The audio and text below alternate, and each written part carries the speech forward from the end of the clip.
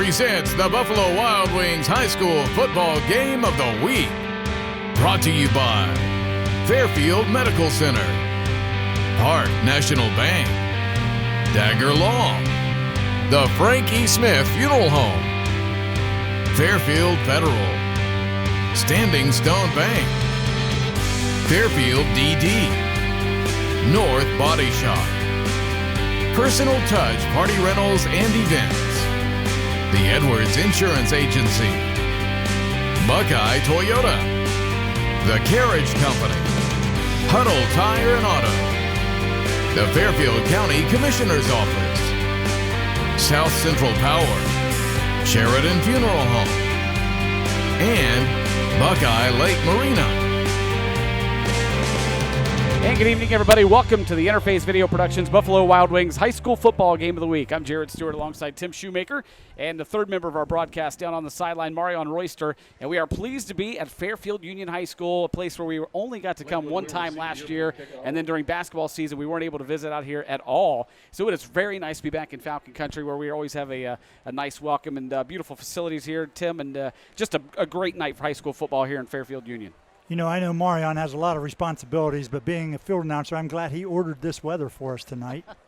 Speaking of Marion, hey, Marion, let's bring you on in. The field looks beautiful, and I tell you what, this great crowd on hand for Fairfield Union tonight. Yes, great crowd tonight, Jared. Looks great out here. The field looks great. Again, weather couldn't ask for anything better, about 73 degrees. Just perfect, absolute weather. A slight breeze coming in. Again, the field's in great condition, so we should be all set, ready to rumble for a good one tonight. Tonight's pregame is brought to you by Personal Touch Party Rentals. Carol and Eric Whittington would like to invite you to stop by Personal Touch Party Rentals and events in Lancaster. They are a small family-owned business and have been serving the Central Ohio area since 2003. They would love to help plan your next event, weddings, special events, even corporate events, all with a personal touch. They can be reached at 740-689-6991. Let's get into talking about this matchup, the Fairfield Union Falcons and the Lakewood Lancers, both coming in 0-2. Lakewood coming off of losses to Liberty Union last week, 37-0, and West Muskingum in week 1, 37-0. For the Falcons, they had a tough one in week 1. It was a tight ball game, 13-6 at New Lexington, and then last week 26-14 at Heath. So both of them looking to get off the get their first win. Shu, and what's it going to take for these teams to turn it around tonight? Well, I think, when I talked to Coach Krupla at Fairfield Union, he specifically just talked about, eliminating simple, smaller mistakes. A lot of players have made some small mistakes and things that they just need to be more consistent and finish their drives. They're going to run the football. Make no mistake about it. It's not a single wing. You'll get a good look at it here. Yeah. I call it a tight pistol is what I call it, because it's lined up. But the thing that was impressive about watching them on film, Jared, is they go forward almost every play. And I know Coach Lee from Lakewood was very concerned that, figuring out a way to kind of slow that down and get some turnovers from them, because they can hold the ball for 6.5, 7 minutes at a time, which, that's going to eliminate your opportunities to score. Those are the keys to the game, brought to you by North Body Shop, providing quality customer service, parts, and reliability since 1979. Owner Mark North will provide you with a free written warranty on each estimate. That's Mark North of North Body Shop. He'll treat you right. Just about set to get underway here at Fairfield Union. The Falcons will kick it off. Kickoff brought to you by Sheridan Funeral Home. Sheridan Funeral Home is proud to be supporting high school football. Isabella They've been Neal. serving the communities of Lancaster and Fairfield County for over 100 years. And the Falcons will start with an onside kick. It'll be recovered nicely by number 12 of the Lakewood Lancers. That's freshman Troy Martindale doing the right thing, just catching and falling on it. Absolutely. Not a bad thought, though. You might catch somebody on their heels going backwards. Shu, let's talk about this Lakewood team, led by head coach Jason Lee. He's not a newcomer. He's been around for quite some time, 26 years overall. Yeah, he spent a lot of time at Maysville as a head coach and an assistant, and helped over at Granville for 4 years. And then, of course, he helped the Zanesville Blue Devils during their state-run years, and involved in the defense. As we said, this isn't all new to Jason. This is 26th year in coaching, so he kind of knows what he's dealing with and what he's got to do. And he's just, as he said, we're just trying to grind it out and get better. And last week they played 2 really good quarters against LU, but he said, you got to play 4 quarters in this sport. Yep. Sophomore Adam Crawford is the quarterback. He'll send his man in motion. That's Matt Smith. He will hand off to Smith. And a great job by the Falcon defense, snuffing that one out for a loss. Coming in for the Falcons is Owen Morgan. You know, I had an opportunity to watch some film, especially of Fairfield Union, and, you know, the thing that impressed me about them defensively was the fact that they're sound. They're just really, really good at chasing the ball down. They play hard. You know, I don't know about specific speed and all that thing, but they looked very, very impressive against a really good New Lexington team. Lancers send 3 guys out wide to the bottom of your screen. And whistles and flags. That's going to be false start on Lakewood.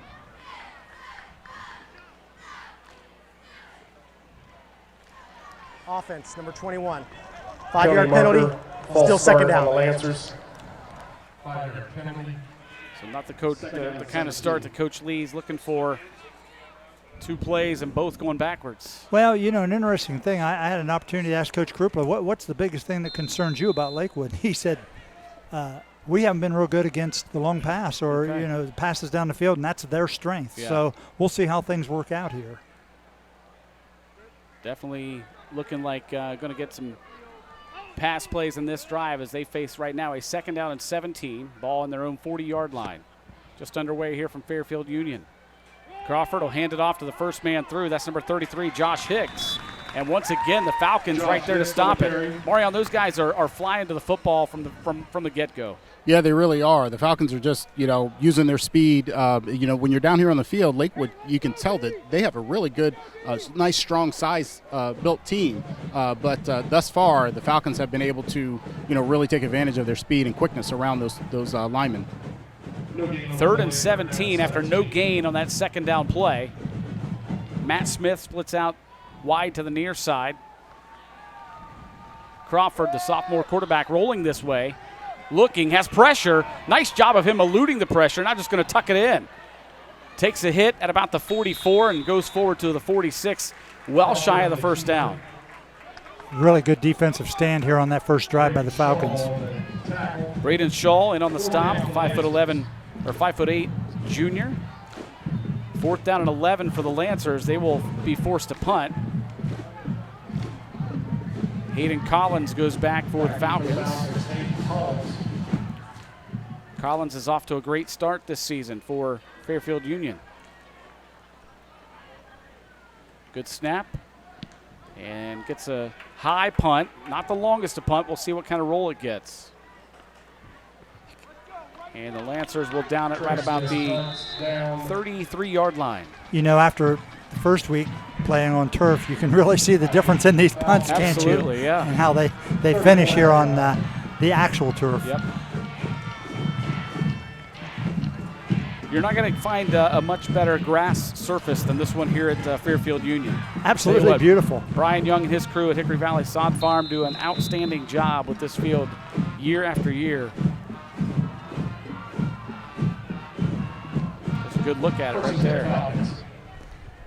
Like I said, you know, I call this a tight pistol. I'm not sure if it has a name, but you can see it's kind of like old-fashioned football, Jared. Yeah. Just quick snaps, direct snaps. Collins takes it himself and goes forward for about an 8 or 9 yard gain on play number 1. Collins comes in with 122 yards rushing and 1 touchdown. 321 yards total on the season with 2 touchdowns. That 122 was last week. Yes, against Heath, who has a good football team also. Yeah, absolutely. Yeah, everybody's bunched in tight there. Collins this time hands it to the first man through, and this time he is hit immediately. Big 75 made the initial hit. That's Keegan Jacks, a sophomore, 6'1", 270. Blaine Carpenter on the carry. You're just not going to throw him around at 270, are you? No. Brought down by the interior line. Yeah, Marion mentioned earlier on the offensive side that they are big, look big, physical. Falcons did a nice job defensively against them, but so far this defensive line for Lakewood on that play, boy, they pushed him backwards. Yeah, they have some nice looking size right here on their front line. Lakewood does on their D line. Looks like they got the Falcons at a holding penalty on that one, guys. And if you look at those guys, yeah, they're big, but they look like they've got some quickness as well. If you can combine size and speed, yeah, it's bad news. On second down and long, Collins again with a nice run.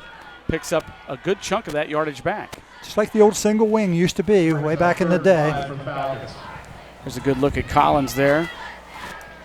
Hayden is a 5'11" junior. Falcons sporting the all-black uniforms. Special night here at Fairfield Union. Lots and lots of band members, old and young, on hand tonight. We will talk about that in just a little bit. Here's Collins on third down. And he's got the outside. He's got the first down. Hey, Collins on the carry. Did enough for our Falcons, first down. They will occasionally bounce it, but, Jared, most of the runs that they're going to have are going to be between the tackles. Yeah. If you like old-fashioned football, this is a team to come watch. That's true. Clock rolls at 7:53 and counting here in the first quarter.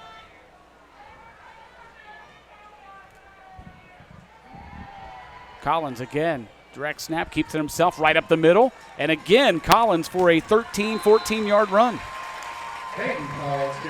Well, you know, I asked Coach Lee one of the same things. I asked him, what's your concerns as you look at Fairfield Union and prepare? And he says, the thing that concerns me the most is, you know, we talked about, Fairfield Union was concerned about the long passing game. He said Fairfield Union is confident in their offense, and you can see it in their players, and you can see it on this play. Yeah.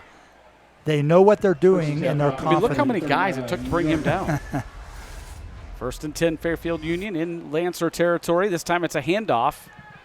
And a good job by the Lakewood defensive line that time to bring down the ball carrier, who was Blaine Carpenter. This would only be more fun if it was a muddy night, right? That's true. Marion might disagree. Second and 11 for the Falcons. Second down and 11 upcoming for Fairfield Union. Jaden Pritchard checks into the ball game. He'll give Blaine Carpenter a little breather after that last run. Well, here's the thing about playing this offense. I know in the first week, New Lex had 4 offensive possessions in the game. Wow. Because of time of possession. Yeah. So what it does is it makes you realize you cannot make mistakes. Yeah. You have to execute because they're going to keep the ball. Right. And as Coach Krupel said, if we can keep the ball and finish, then we really put pressure on people. And Valera on the tackle again for the Lancers. He went to this about halfway through the year last year. And, of course, I find it hard to judge anybody on what went on last year because of the craziness of all the COVID and all the situations and all the things that occurred with that. But, you know, putting it in and getting to run it at the end of the year, I'm sure helped them. Right. Third down and 7. Collins hands off. Good run right here for a first down and more for the Falcons and number 34, Jaden Pritchard. Yeah, that's like a little counter play there. You know, they go one direction and bring it back, and there was a great hole there. Their line did a fabulous job. First and 10, Falcons from the 20-yard line. Falcons putting together a nice drive here on their first possession of the night.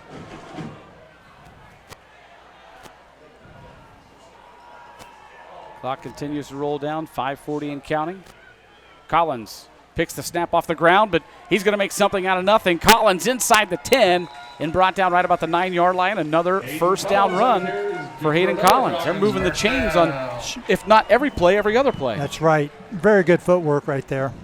Guys, and I don't know if you can see it on the replay, but the front 5 of the Falcons is really just completely neutralized the front 7 of the Lancers. Yeah. I mean, almost every play, it looks like you've got 2 or 3 Lancers on the ground. And that's, again, really impressive considering the size difference. You can see it down here on the field. Yeah, we're watching, really playing well. We're watching the replay now. You're absolutely right. Those guys just getting the job done, opening up huge holes for those running backs. Collins again follows those blockers. And down inside the 5. Second and goal. Well, we're seeing, evidence here. Everything is forward, Jared. Yep. Nothing backward.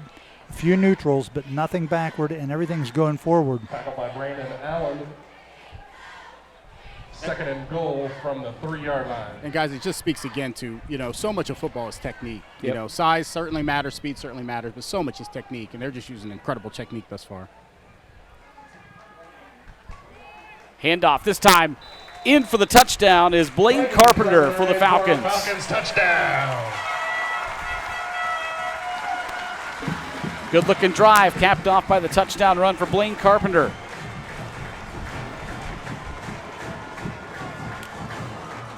Here comes place kicker. Isabella Neal coming onto the field to attempt the extra point. She is perfect on the season, 2 of 2. And we'll talk more about her after she puts this one up. This is a special kind of athlete right here, as Neal's kick is up, and it is good.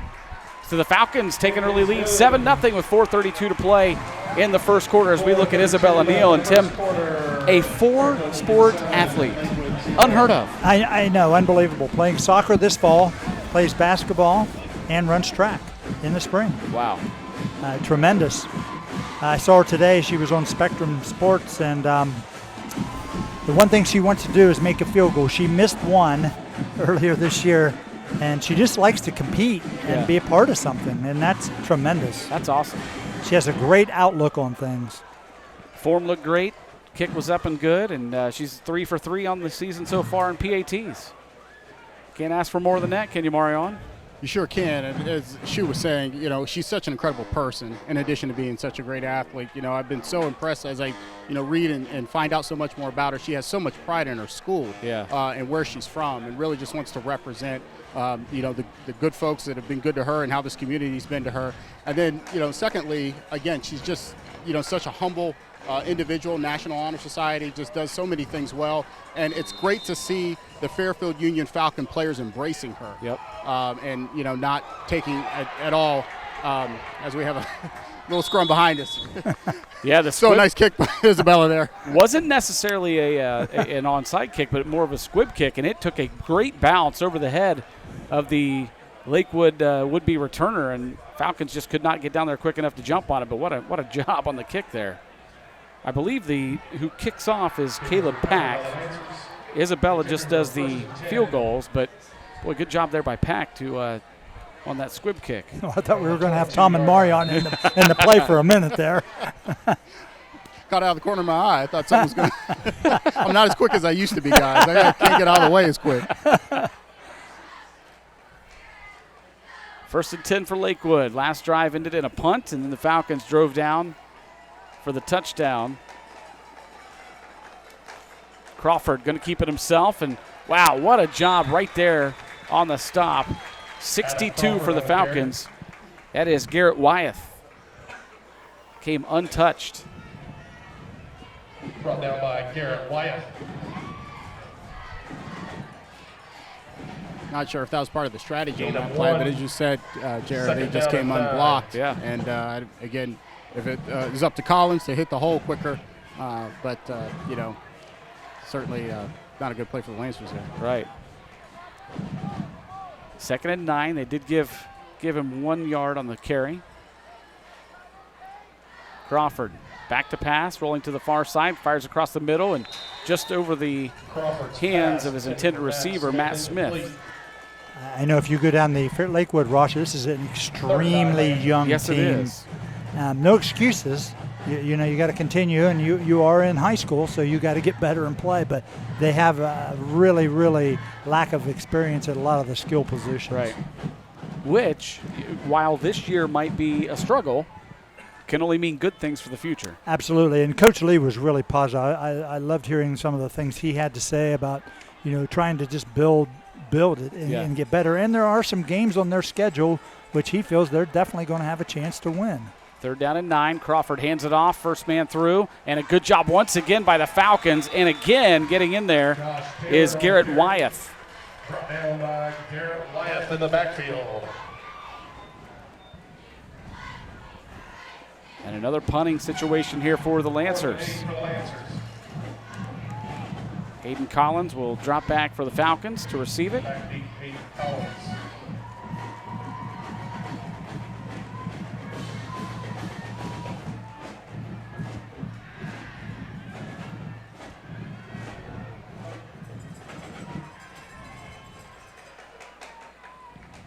Gets the punt away, end over end. This one looks like it might take a Lakewood bounce, but it goes out of bounds. We'll see where they spot it. Trey Smith's punt is out of right bounds at the 45-yard line.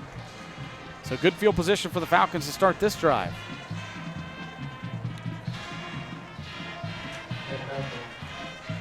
45.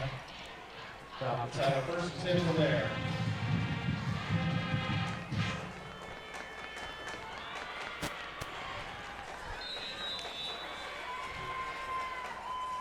So the Falcons come out 1st and 10 at the Lakewood 45-yard line. Last drive ended in a touchdown run by Blaine Carpenter. Collins going to keep it himself right behind his offensive line and bounces to the outside after getting hit initially, and then he's driven backwards by number 7, Isaiah Mitchell for the Lancers. Isaiah Mitchell. Yeah, good pursuit there by the Lakewood defense. You know, we talked about that Fairfield Union offensive line and the holes they're opening up. Let's give them some credit. Here's who they've got up there. Number 50 is Matt McLaughlin. He's a junior. Adam Blevins is a junior. He's number 59. Number 64 is Jay Swisher, a sophomore. Number 72, Michael Gordon, a junior. And number 73, Gunnar George, a sophomore. So they've got 2 sophomores, 2 juniors, 3 juniors up there on the offensive line. Penalty marker. But one of the things, too, when you look at Fairfield Union, they only have one senior who has offsides. played 4 years of football. 5-yard penalty. Offsides against the Lancers. That means second down. There's a lot of things to learn, but there's also a lot of things to look forward to. Sure, also. Yeah. As you just shared, this is really a young team. Yeah. In fact, Hayden Collins, the quarterback, he's just a junior. And this is Collins, and he's got, looks like enough room for another first down. I just continue to be impressed. Guys, Collins, is only listed about 155 pounds. He runs like he's about 235. Yeah, he does. I mean, every single time it's taken 2-3 Lancers to bring him to the ground. I mean, he's breaking tackles. He just runs so hard. It looks like he's coming off the field for this play, but just an impressive job. Trace Pinnell checks in for him, a sophomore. This has to be just to give him a break. I mean, he's had a lot of carries already. Under 2 minutes to play in the first quarter. Pinnell keeps it himself, follows his lead blocker, who was his running back, 34, Jaden Pritchard. The thing about the direct snap, it gives the back opportunity to look and see where, he can get through the line.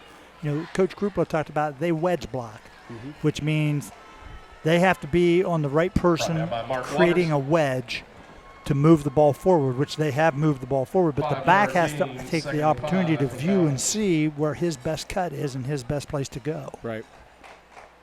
And the difference between, their scheme versus Lakewood schemes, that pistol formation, again, just that half a second to be that much closer as opposed to Lakewood in the shotgun formation we saw in that one play where the Lakewood quarterback was taken down in the backfield, but again, allows Fairfield Union to be that much closer to the line of scrimmage and hit the hole that much quicker. That is a really good point, Marion.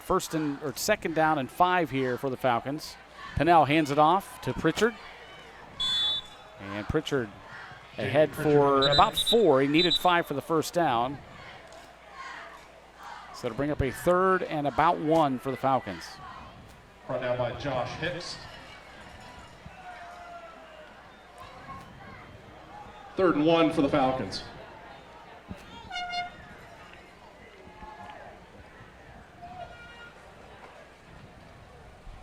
And the clock down to 22 seconds in the first quarter. Quick moving first quarter here at Fairfield Union.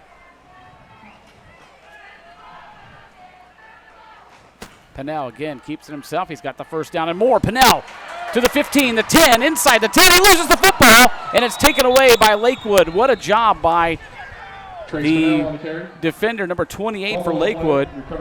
That is Josh Taylor. He did a great job on the strip as he was tackling. Was it a face mask, though? I don't know if we can get a replay of that. There's no flag on the play, but I thought there was a flag. I think he threw the beanbag marker. Yeah, his beanbag. Okay. That was a heck of a defensive play. Let's see here. Watch him follow his blocker, who is Blaine Carpenter. Oh, tremendous. Look at right Carpenter here. There, just opening up the hole and guiding the way for him. But then right here, just as he's trying to drag him down, he just strips the ball away. Textbook defensive tackle. You can't teach it any better, guys. There comes you saw the orange beanbag coming in. So big turnover there in Lakewood's favor. And once again, busting through. I thought he had the ball carrier faked a lot of people out, including myself. Crawford on the carry. Garrett Wyeth busted through there, and I thought he was going to have himself a tackle in the backfield, but a good job on an 8-yard run for the Lancers as we end the first quarter. Should we have some sponsors on board again this year, helping make high school football possible?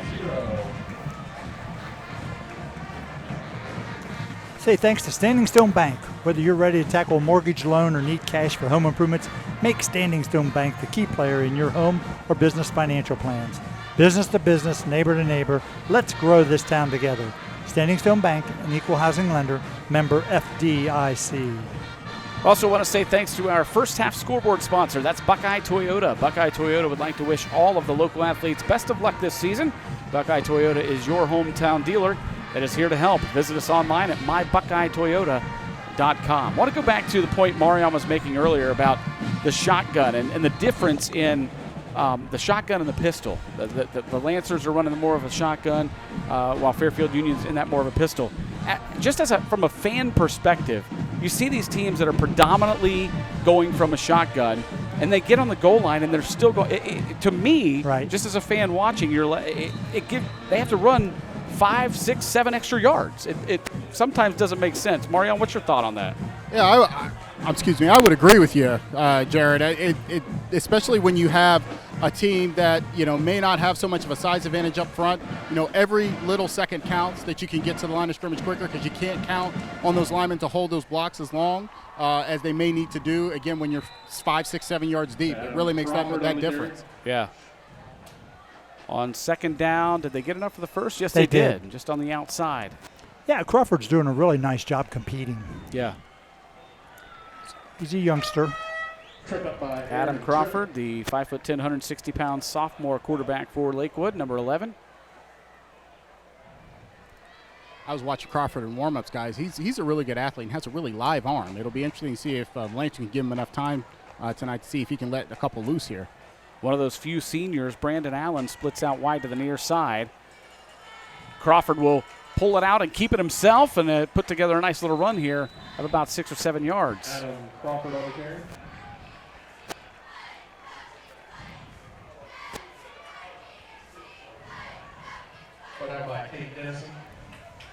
It'll bring up a second down and 4.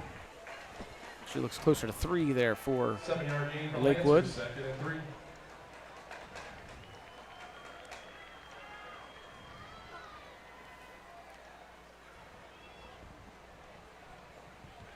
Like most teams nowadays, going from the no huddle, they just get the call from the sideline. Coach gives out the hand signals. Everybody looks at their wristband, and they know what's going on. Here's Crawford again. He's got another first down up across the 30 to about the 32-yard line. Yeah, definitely making an attempt here to feature him running the ball. Yeah. Somebody getting up slow on the offensive line for Lakewood. We have a 1st and 10 from the 32-yard line. This drive started back inside the 10 after Lakewood stripped Fairfield Union, who was driving down for what looked like was going to be another score.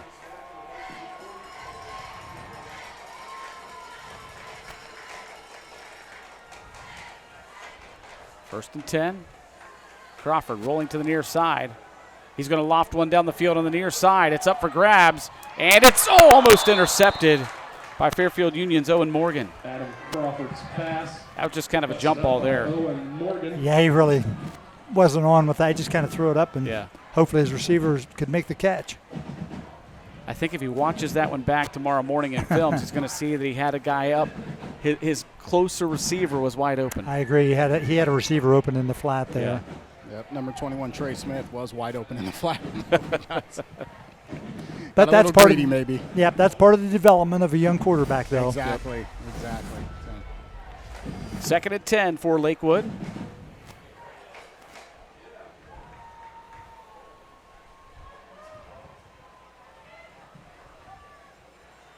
Crawford fakes the handoff, keeps it himself over the right side, and again, drop for a loss. This time on the stop.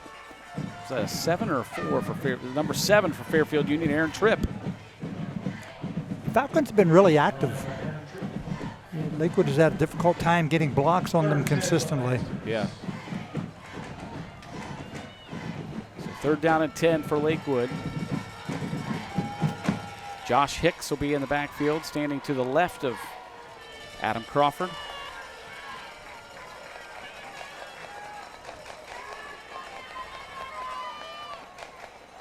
Crawford over the middle, and it is picked off. This time, Owen Morgan was able to haul it in, and he's got it up to the 30 and out of bounds over on the far side at about the 25-yard line. Yeah, he just didn't see him. Did a nice job of undercutting that receiver. To the 20. So Morgan this time is able to come away with it. See him right there. He just never saw him. 28-yard line. Falcons have a 1st and 10 from Yeah, there. and I think I have an idea. Crawford was probably trying to move the linebackers with his eyes. You saw him, stare down the flat for a couple extra seconds. But the linebackers for Fairfield Union just didn't bite at all and were ready to pounce on that ball. Yeah. So the Falcons with great field position once again, and here's Collins. Collins with the head of speed going all the way up across the 20, but you see the beanbags coming in. That means he fumbled, but Falcons recovered it. I tell you something he's done really well here in the first half is he makes a couple of foot fakes usually in between his blockers, and it just gets him that little bit of space that he needs to gain ground. Yep. We mentioned those offensive linemen. Also, how about Grant Bach, the 5'9", 250-pound fullback junior for the Falcons? He's lined up the closest to the line, right in front of Collins. He just kind of leads the way for him as we have whistles and flags. It's another lineman there is all that is. False start. Dead ball. False start. Offense number 64. 5-yard penalty. Repeat 2nd down. So that makes it 2nd and 7 rather than 2nd and 2. It's like a little Jerome Bettis there. Yeah, you're right. I'm dating myself on that because maybe today's kids won't know, but. The bus. Yes. I was thinking more Craig Ironhead Hayward, but that dates us even more. Now that's a reference right there. Or John Riggins. John Riggins. Now but he carried the ball a lot. That's true. Or how about Rob Carpenter? Absolutely. Here's Collins going around the right side. Look at him spinning through tackles, getting down inside the 20, close to the 15-yard line, and he did a nice job picking up a lot of that yardage that was just lost on the penalty. It's going to make up a 3rd down and short. Oh, no, they're going to give him the 1st down. That carry's good for our Falcons. Here you see it. Watch this right here. Just spin right off of it. He has really good feet. Just not going to be able to bring him down by just grabbing him with your arms. Now, they've been coached also. They keep their shoulders square, running north and south. Yep. There's a good look at how tight they're bunched in, and you can see there Grant Bach. This time it's a handoff and a touchdown for the Falcons, and number 34, Jaden Pritchard.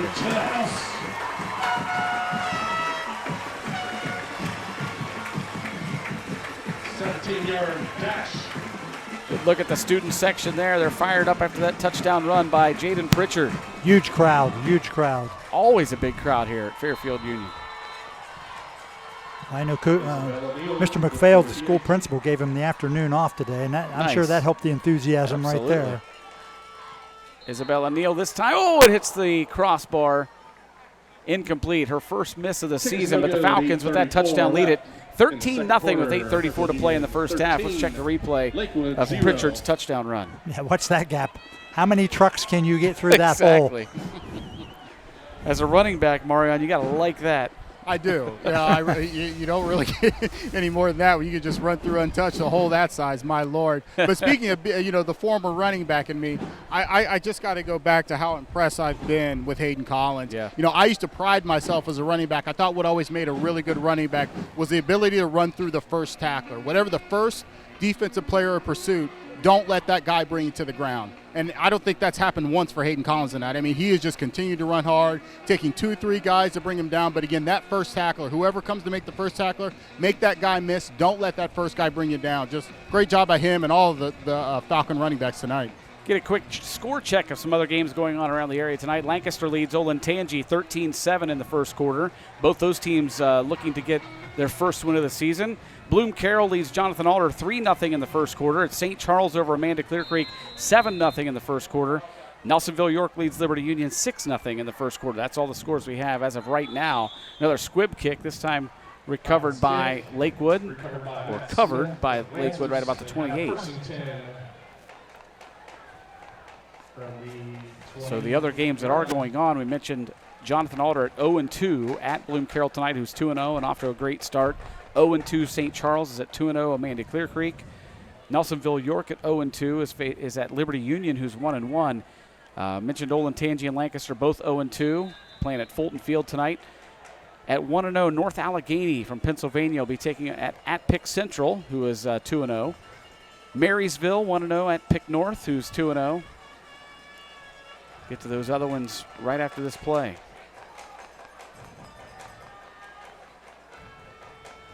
Crawford back to pass. Short little pass and a nice job by Matt Smith to hold on to it. And it's a gain of about 4 on the play. 1-1 Bishop Hartley is taking on 2-0 Canal Winchester at Canal Winchester tonight. Bishop Rosecrans, who's 1-1, is at Sugar Grove taking on Byrne Union, who's off to a great start at 2-0. Fairfield Christian is at Reedsville Eastern tonight. They made a long trip down along the river in Meigs County. They are 0-2 taking on 1-1 Reedsville Eastern. And then tomorrow night, the Fisher Catholic Irish at Fulton Field at 1-1 will host the 2-0 Portsmouth Notre Dame Trojans. Or no, they're not the Trojans, are they? No, that's the Portsmouth Trojans, right? Yes. Yeah. Crawford passes out to Smith. Smith catches it in stride and has the first down for Lakewood. That was a really good catch. It was. Pass complete to Matt Smith. Looks like they're trying to get Crawford in some sort of a rhythm here. Yeah. You know, in some really easy hitting passes, and hopefully, you know, sure they're hoping that it'll work for them.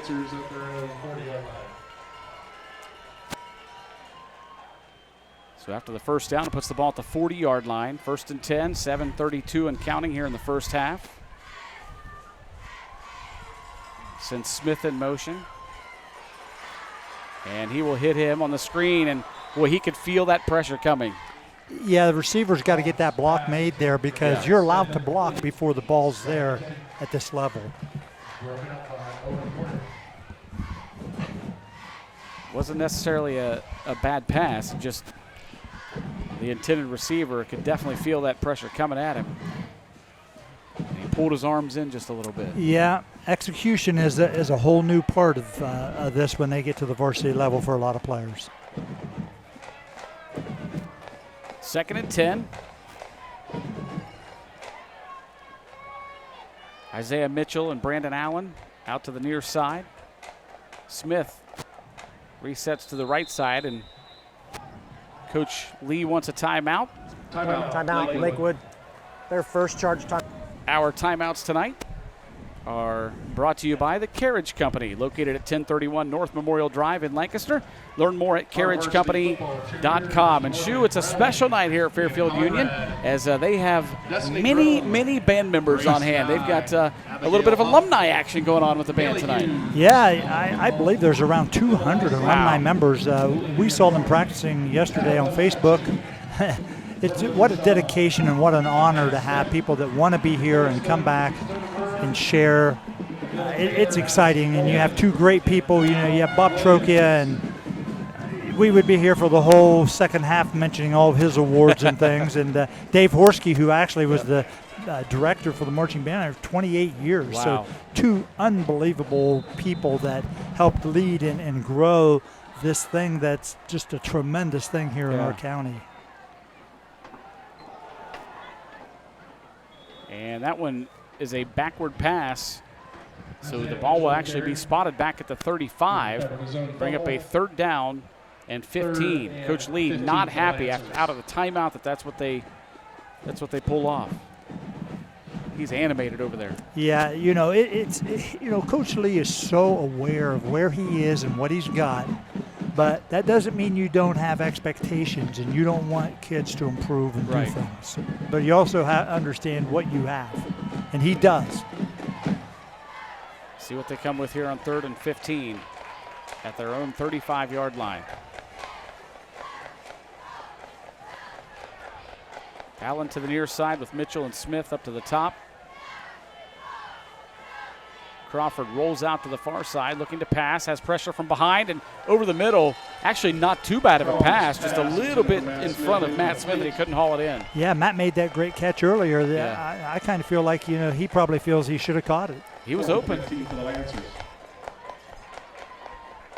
And guys, those are the plays that you have to make when you're trying to turn around a program like this. Those momentum plays and the things like that, and it could just be inches off the fingertips. The difference between making that catch and not making the catch can be the difference between a win and a loss. Trey Smith drops back to punt for the Lancers. And, of course, Hayden Collins back deep for Fairfield Union to receive it.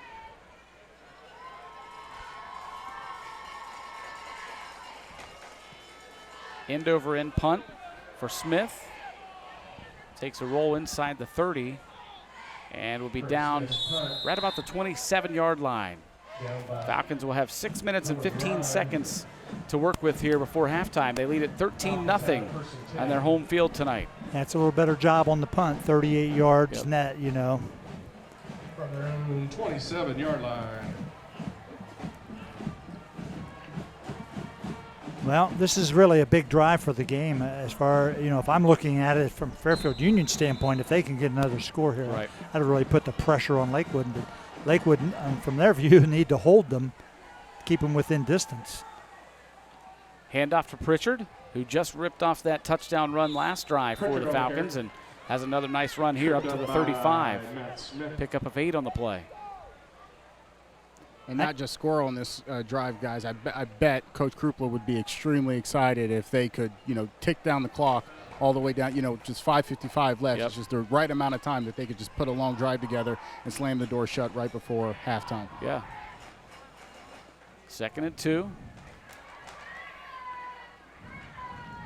Collins follows his blockers. Trying to get to the outside, has the first down and more up near the 44, but a flag comes in from the referee behind the play. Probably going to be a hold, maybe? We'll get the call here. Holding. Offense, number 44. Holding against the Falcons. 10-yard penalty from the spot of the foul. Replay, 2nd down.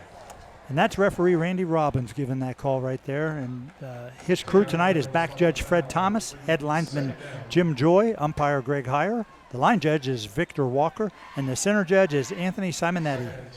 And you mentioned last week, or not last week, but the first week we were on the air, that a little addition or change in how officiating is done. They've added somebody back with the referee, right? They have.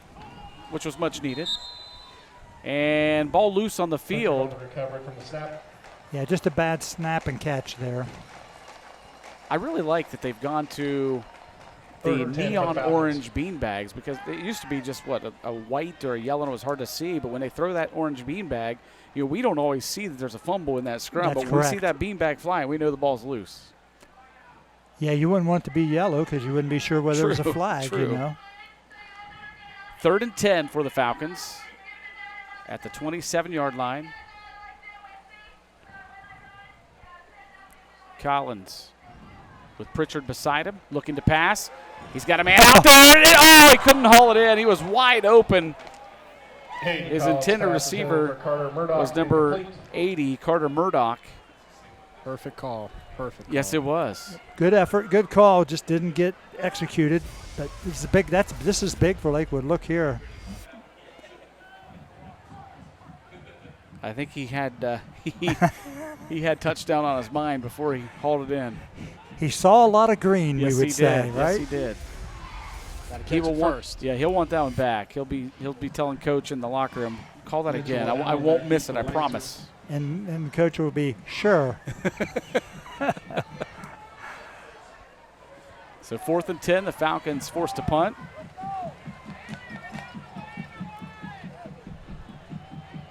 Wow, the Lancers had a hard time getting a guy off the field. If I'm Fairfield Union, I'm snapping that quick. They're going to fake punt it. And a great job. What a read by the punter. He's still on his feet to midfield. And he's got blockers out there. That's number 21 for the Falcons. That's Trace Pinnell. And a great job by Pinnell. What a read by Pinnell to see that, hey, I've got room. I'm just going to tuck it and run it. That's a great read on his part. And Isaiah Mitchell just saved a touchdown for Lakewood, running him down from the backside here. From the Lancers 40-yard line. Look at that. How did he get through all of that traffic right there right at midfield. It's called tiptoe through the tulips, right? The first rule they teach you when you're on punt coverage guys, or punt return, I guess I should say, the guy on the end has to make sure the ball's kicked. Before you even worry about blocking, you got to make sure it's kicked. Yeah. It wasn't kicked that time. Yeah. Collins is shot out of a cannon right there. He was flying through the line for a first down across the 30. That gain is good for Falcons. First down. Well, I know I'm a little older than you guys. This really is a single wing now that I see it here closer live. And the single wing goes back at Denison University up in Granville. They had a coach named Keith Piper. Keith is a legend there. Keith ran it back in the 80s, Jared, and he had an All-American in Clay Sampson who is basically doing here what Collins is doing for Fairfield Union, but he was a tremendous athlete, and he was a All-American at Division III. And I know Coach Piper coached back in the days. Offense number 80, 10-yard penalty. Repeat first down. When Woody Hayes was actually coaching at Denison, I know that ages me a whole heck of a lot, and I know I've got those on you, but it's tremendous if you can execute it. It is not boring. It is exciting, no, not at all. and especially once you can even build it and create more motion and more movements and counters as your kids get more familiar with it. It's fun to watch. After the penalty, it's first down and 20. And here's Pritchard trying to get to the outside. He's got the edge to the 30 and inside the 30 to the 25-yard line. Jaden Pritchard on the carry. 15-yard carry there for Jaden Pritchard. Well, and the thing I like, especially when you're dealing with a young group and you're trying to build something, it's not complicated. Right. It's complicated because of the amount of technique it takes, but it's not complicated by all the movements and all the formations. 2nd and 4. Clock rolls down to 3 minutes to play in this first half. And a whistle and a flag. That's going to be encroachment on Lakewood. Dead ball. Offsides. Defense number 77. 5-yard penalty. Result is a first down. They've really got momentum now. They've got the Lancers on their heels.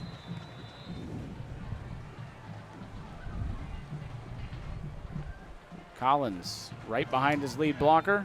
Inside the 10 to about the 7-yard line. Another first down for Fairfield Union. Brought down by Josh Hicks. Unfortunately, we don't have our statistician Beth Campetti with us tonight, but if we did, I would love to see the breakdown of per play what their yardage is. 7-yard line. I mean, they're picking up chunks of yards on every single play, it seems. Here's Pritchard again. Pritchard into the end zone for the touchdown. Pritchard in for a Falcons score.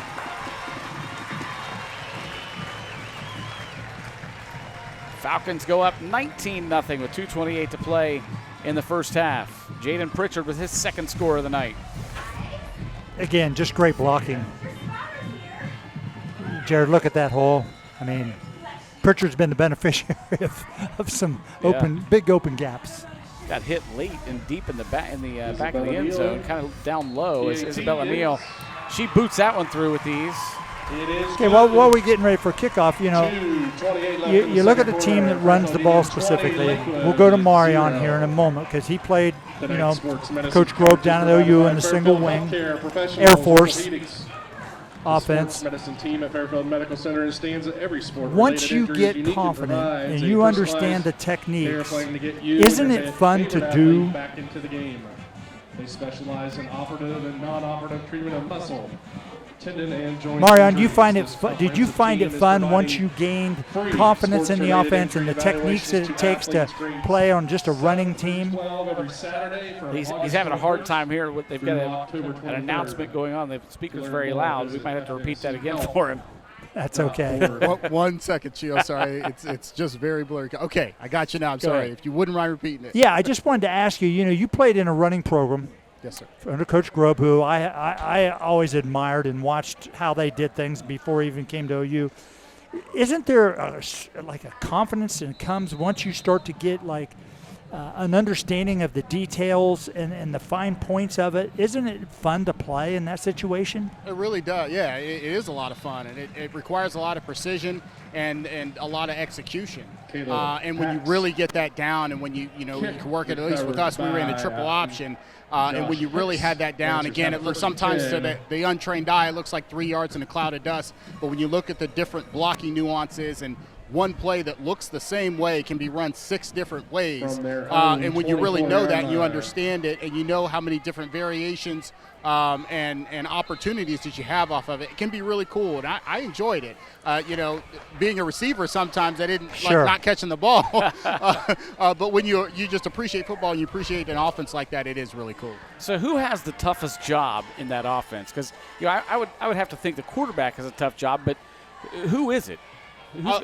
Go ahead. In my opinion, by far, it's the quarterback. Yeah. The quarterback has so many different reads to make, and the quarterback really has to know so many different areas of different techniques that the defense is throwing at him, when to pitch, when to read, things like that. And even an offense like this, the different wedges and creases that you have to make sure that you read those right. But again, it's just something that, again, the nuances, when you appreciate the nuances in football in general, stuff like this is really cool.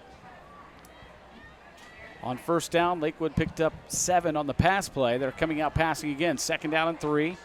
Crawford has pressure, and he lets it fly and almost picked off by Jaden Pritchard.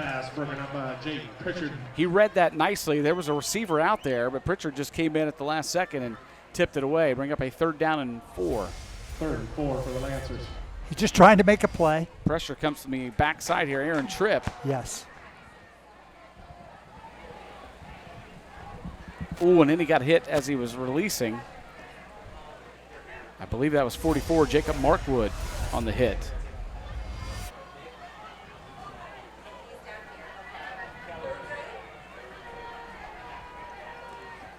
And the fact that Jacob Markwood is old enough to be a junior and playing high school football, I remember when he was born. We have a whistle and a stoppage here, official stoppage. Now we're back rolling again. So 3rd down, and actually it's closer to 3. Run coming here for Caleb Peck, and he's close. He dives forward. They're going to give it to him or call for the chains? Garrett Wyeth on the tackle. Well, the chains are moving. I didn't see the officials move it. Yeah, neither did I. I guess they did. Wow. 1st and 10 Lancers from their own 34-yard line. Yeah, that one was close. I would have thought they would have measured that one. And now we have a whistle. Oh, Coach Lee he's asking about the clock because the clock didn't stop to reset the chains. And of course, down under 2 minutes, he's definitely wanting all the time he can get. So we'll see what they decide to do here, how much time they decide to put back on.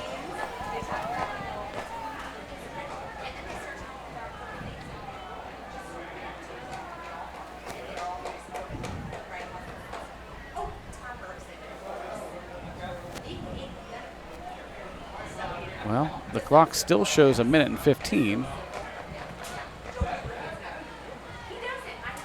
So I guess they're not going to add any.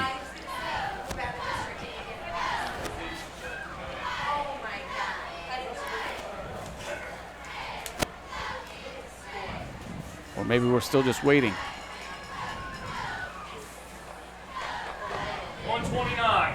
There we go. Now they've got the message up here to the press box. They want 129 on the clock.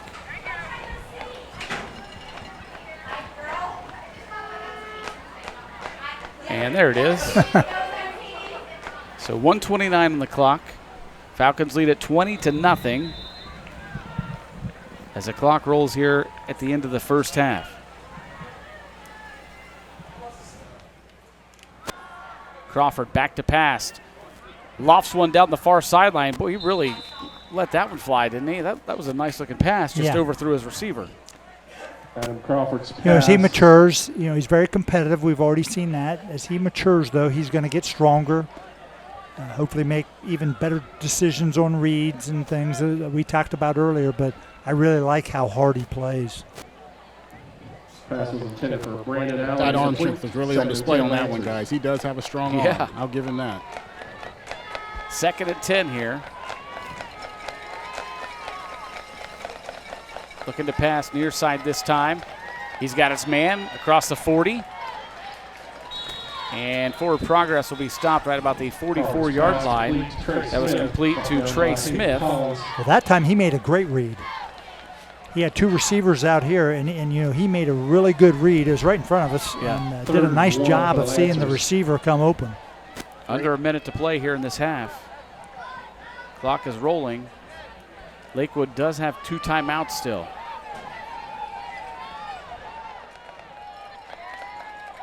Crawford keeps it himself, fakes the handoff. He has the first down, slides down for it, and then Coach Lee calls the timeout. Good job right there. So with that stoppage, we will tell you about our halftime performance coming up. You want to stay tuned for the halftime band show. It's going to be a good one with the alumni band joining the Marching Falcons. Our halftime band show tonight will be brought to you by Frank E. Smith Funeral Home, Crematory and Monuments. Family owned and operated since 1889. Check them out at funeralhome.com.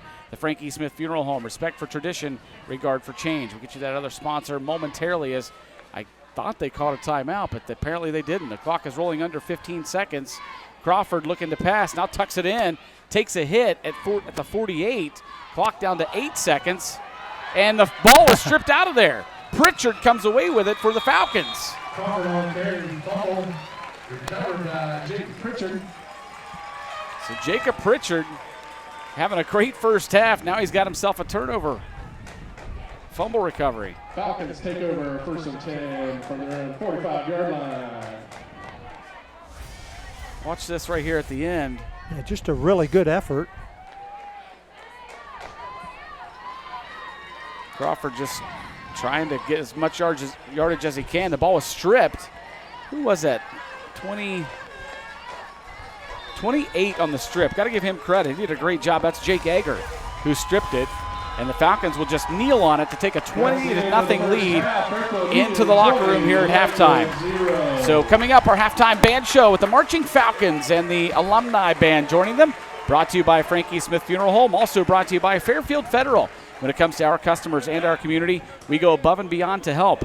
Personal or business banking, whatever you need, we take it seriously because we know you do. The difference is clear. Fairfield Federal Savings and Loan specializes in banking that revolves around you. Member FDIC, equal housing lender.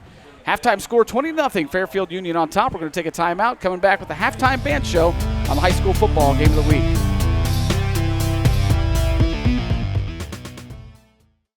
Fairfield Medical Center took care of me like I was family. I was made to feel like I was the only person that they were going to see that day, even though I knew that wasn't the case. Everyone at Fairfield Medical Center was very attentive. They just put my mind at ease. I was there for 12 days, and I felt comfortable there. We were people to them, not a number. They took the time to get to know us, our personalities. Well, they saved my life. How do you beat that? I don't know how I could have gotten through it without them. Experience Fairfield Medical Center. The Frank E. Smith Funeral Home and Crematory in Lancaster and the Johnson Smith Funeral Home in Baltimore have a long and wonderful history of serving our community. Feel free to give us a call at 740-653-0652. Stop in and see us at either of our 2 locations, 405 North Columbus Street in Lancaster and 207 South Main Street in Baltimore. Respect for tradition, regard for change. Lender, craftsman, dog dead. We're more than our job titles, and you're more than an account number. The personal attention we provide comes from a promise to serve you with respect and compassion. By being responsive to your questions and taking time to understand your needs and goals, we give you more than just a place to bank. That's the more you can expect from Park National Bank. Find John or a banker near you at parknationalbank.com. Park National Bank, where you mean more. Ladies and gentlemen, we proudly present to you, under the direction of Julian your 2021 Marching Falcons!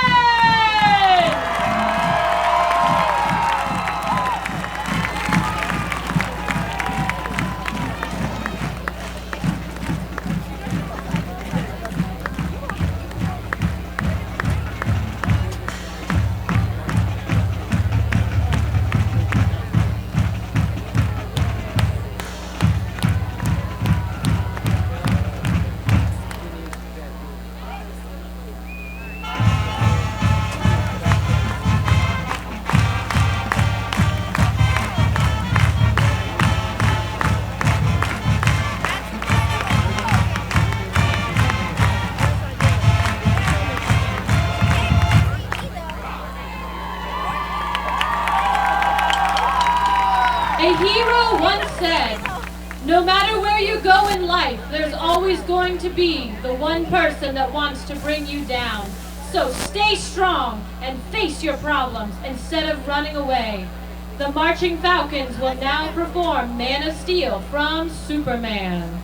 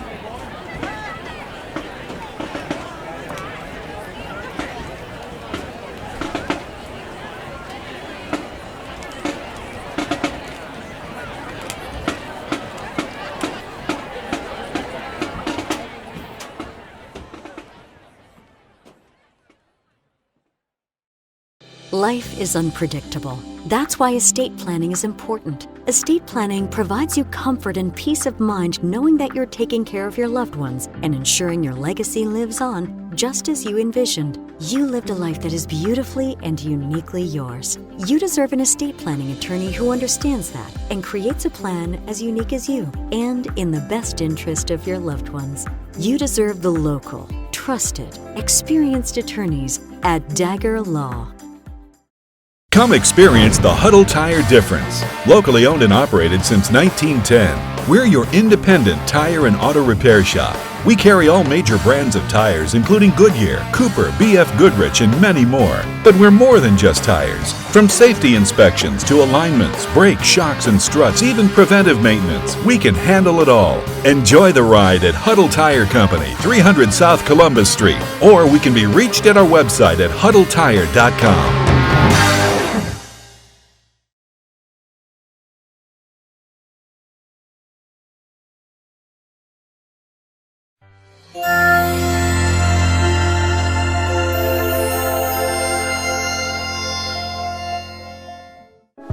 My name is Ernest Elton Keaton, Ernie,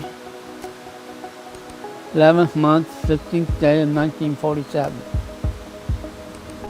I have a very interesting life. I worked for 51 years. It just come to me, what I wanted to do. Come a long way with all the pictures I've taken.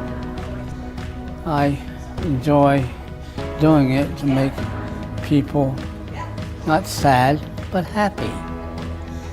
You know, and I have. I'm trying to do the best I can, be kind to people and everything. So I try my very best to do what's right and not wrong. It'd be a boring world if everybody did be everything. Same thing, same lights, you know. It'd be a boring world, I think.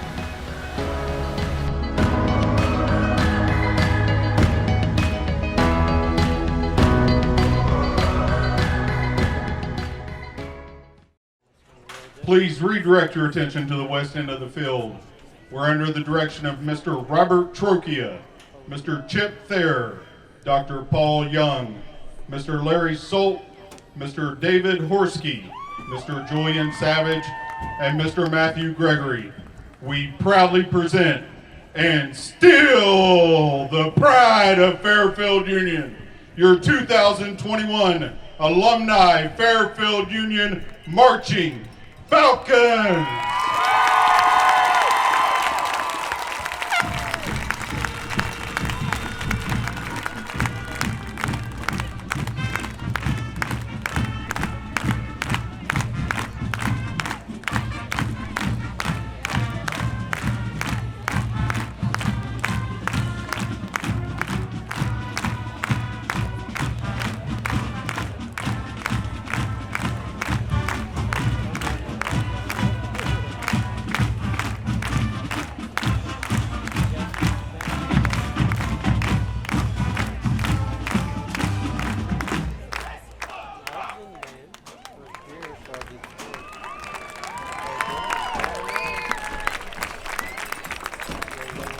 Ladies and gentlemen, we will ask that you remain standing for a special announcement from the Ohio High School Athletic Association and then the playing of our national anthem.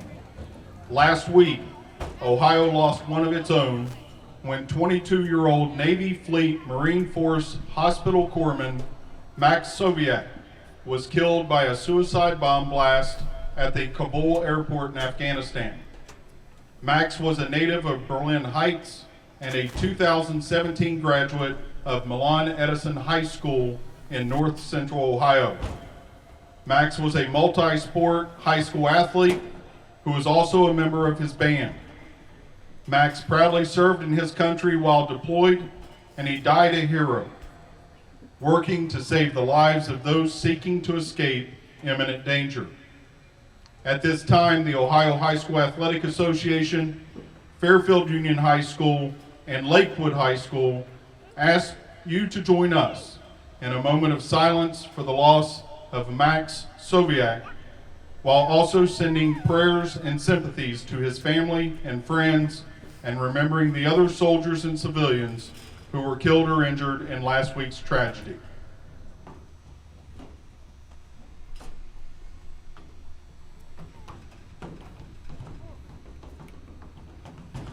Thank you. This time we ask that you join us in the playing and singing of our national anthem.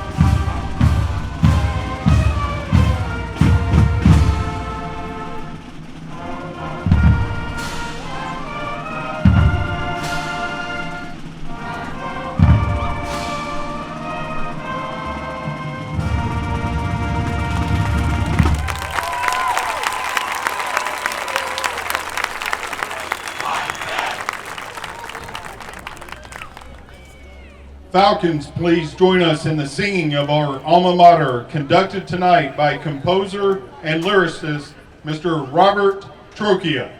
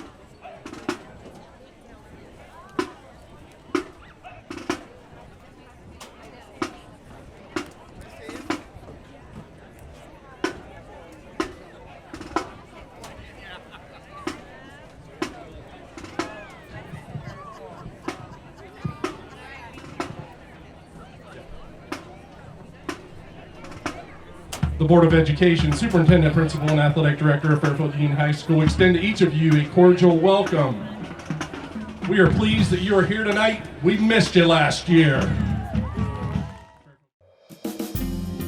Hi, I'm Carol Whittington, and I would like to invite you to stop by Personal Touch Party Rentals and Events, located at 1540 Hubbard Drive in Lancaster. We are a small family-owned business and have been servicing the Central Ohio and Hocking Hills area since 2003. Graduations with a personal touch, weddings with a personal touch, corporate events with a personal touch. Please call us today for all your party rental needs. 740-689-6991. The Decorative Arts Center of Ohio offers amazing tours of the historic Reese Peters House, along with art classes, exhibits, and public programs. Hi, this is Jason Crable with the Decorative Arts Center of Ohio. This month, we are very grateful to be chosen as a recipient of Buckeye Toyota's Buckeye Cares program. That means Buckeye Toyota will make a generous donation with every vehicle they sell this month. Thank you, Buckeye Toyota, for helping our community. Thank you for calling Buckeye Toyota. How may I help you? Fairfield Federal. When it comes to our customers and our community, we go above and beyond to help. Our people make the difference. We were retiring from Tucson, Arizona, and we made a retirement trip out around Ohio, having decided that's where we wanted to be. And we came across this town called Lancaster, and we fell in love with the downtown area where the fountain is and the memorials and the flags and all this stuff. And I looked around and I said, there's our bank right there. There's something to be said about a community bank in your hometown. Right. If you live in the community, you should do business in the community as much as possible. So it makes sense to bank with the community bank where you live. Fairfield Federal is the bank to be at. If you live in this town, or any town actually, you want to bank at a local home bank. And the employees are happy here, they're conversant, customer service is through the roof. There's nothing more you could ask for. Personal or business banking, whatever you need, we take it seriously because we know you do. Stop by today at any of our 3 locations and see why the difference is clear. Fairfield Federal Savings and Loan specializes in banking that revolves around you. Member FDIC Equal Housing Lender.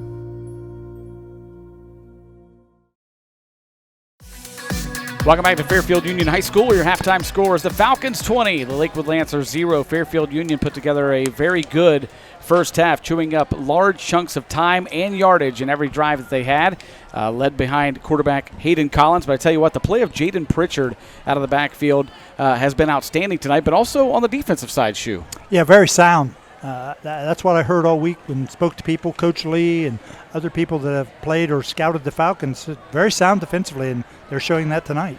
For Lakewood, still trying to get some things figured out. Adam Crawford, we saw a couple of signs of him being very efficient at quarterback, but also you could see just how young and inexperienced he is. But I'm telling you, if they can get him worked out and just some dynamics with him and his receivers, he's going to be a good one. Yeah, he looks really good. I love his competitiveness.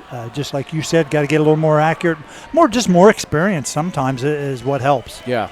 Let's go down to Marion for his thoughts on that first half put together by the Falcons, who lead at 20-0 here at halftime. Yeah, thanks, Jared. And if you're Fairfield Union, you couldn't ask for a better half. Even a couple of the mistakes they had, they didn't give up any points off the turnovers. They did have a couple fumbles.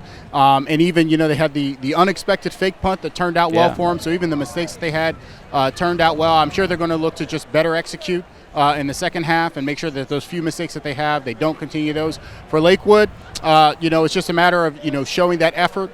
Cleaning up some of the mistakes they made and just continue to play hard and show improvement upon what they did in the first half. Checking some scores from other games. Bloom Carroll at halftime leads Jonathan Alder 10-3. It is Lancaster over Olentangy 27-15 at halftime. St. Charles leads Amanda Clear Creek 7-3 at halftime. Liberty Union over Nelsonville York 14-6. There's no score listed for Byrne Union and Rosecrans. I'm sure there is a score, just we don't have one in.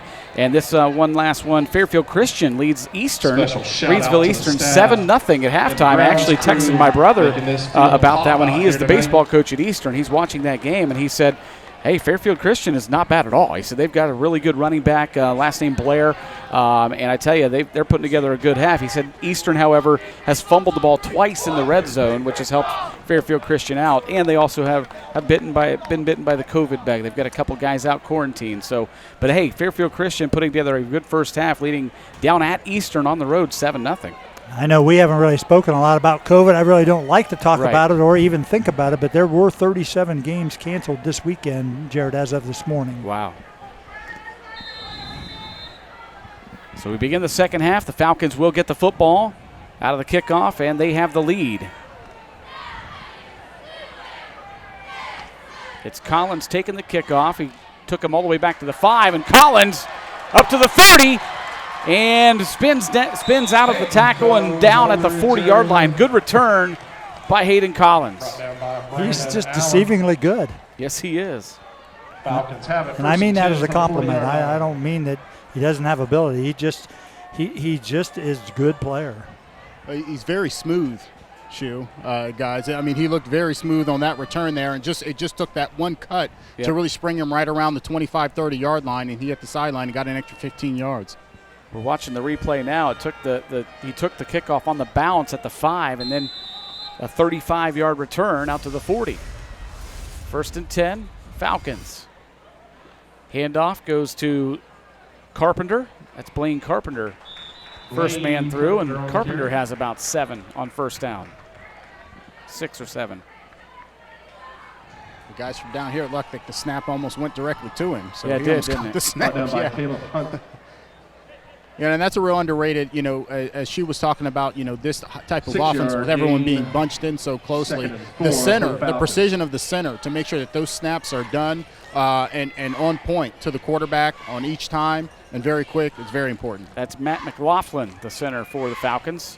Here's a handoff once again to Carpenter. Carpenter up across midfield and down inside Lancer territory at the 43-yard line. Well, what you got to remember is Matt McLaughlin's the only one that is touching the ball on every offensive possession. He's not going to be easy to bring down. Blaine Carpenter is 5'11", 240 out of the backfield. Keep in mind they also have Grant Bach, 5'9", 250 out of the backfield. Steamrollers. Yes, they are. They have primarily been blockers for Collins as well as Pritchard, but they've gotten some carries too, and so far in this drive, Blaine Carpenter doing a nice job. This time Collins will keep it himself across the 40 and to about the 35-yard line. Another 8-yard gain on the play. Yeah, every once in a while you got to feed those blockers. Brought down again. One of our people that we like to watch coach also, Luke Timmis over at Fishkill. I saw Luke play fullback at Muskingum College, and boy, he played fullback, and he took some linebackers on. There were some major collisions some nights. Of course, his Irish will take on Portsmouth Notre Dame Titans tomorrow night at Fulton Field. Jaden Richard on the carry. Portsmouth Notre Dame comes in 2-0, and fun fact here, coached by Bobby Ashley, who I played for in 8th grade at Meigs Junior High School. He is a Meigs High School graduate, and here's another fun fact. My dad played for Bobby Ashley's dad, Bob Ashley, at Racine Southern High School. Wow. Yeah. And now he's coaching several years down at Portsmouth Notre Dame, and he'll be on the sideline at Fulton Field. I hope I get a chance to talk to him tomorrow night. My son will be on the field for that one, freshman at Fisher Catholic. Just becomes such a small world, doesn't it? It really does. Look at this drive. This is a run by Carpenter. Look at him. He's just stiff-arming and throwing guys out of his way. Up ahead for another 8-yard gain. Pushed out of bounds by maybe more than that. Mitchell. Yeah, it's a first down run. Gain is good for another. Falcons, first down. I was going to say on that last one, guys, about 6 degrees of Stewart separation there. That's true. Look at that. Look at the moves on the big guy there. Look at that, just pushing him out of the way. Yep. Gotta love it from the fullback. Call him. Collins keeps it himself. This time goes behind his offensive line. Shot out of a cannon into the end zone, touchdown. I'm telling you, he made one step with that left foot, jabbed and cut back, and it was 6. 23-yard TD. Nice run by the quarterback, Hayden Collins, for the touchdown to put him up 26-0. Isabella Neal comes on to kick the extra point. It'll be out of the hold of Owen Morgan. And this one is blocked. It was a high snap, which messed up the timing a little bit. But the Falcons, after the touchdown, lead it 26-0. Watch this replay of that. There it is. He just planted that left foot and pushed off, and unbelievable. So a great start to the second half for the Falcons. It started with a 35-yard kickoff return. The ball bounced, and Collins picked it up at the 5 and ran it all the way out to the 40. anytime you can do that and have that kind of field position to start, that's a good thing. It doesn't hurt. You know, we've talked many times about how hard it is to drive the ball at the high school level, 70 to 80 yards, and expect to score. It just doesn't happen. What a beautiful evening, huh? It really is. When I walked out to get in the car tonight to come pick you up, Shu, I thought this is beautiful, perfect high school football weather. What do you think, Marion? You get to be out in it down on the sideline. Couldn't get much better, right? Couldn't ask for a better night, guys. Nice and clear. Again, no wind. Just doesn't get much better than this. 9:38 to play in the third quarter. Fairfield Union all over Lakewood tonight, 26-0. Both these teams looking for win number 1 on the season. That kick will be taken by the up man. That is Caleb Pack, that is. I'm sorry, that's the wrong. That's the wrong 33. 33 is Josh Hicks for Lakewood. So Crawford will bring them out for their first drive here in the second half.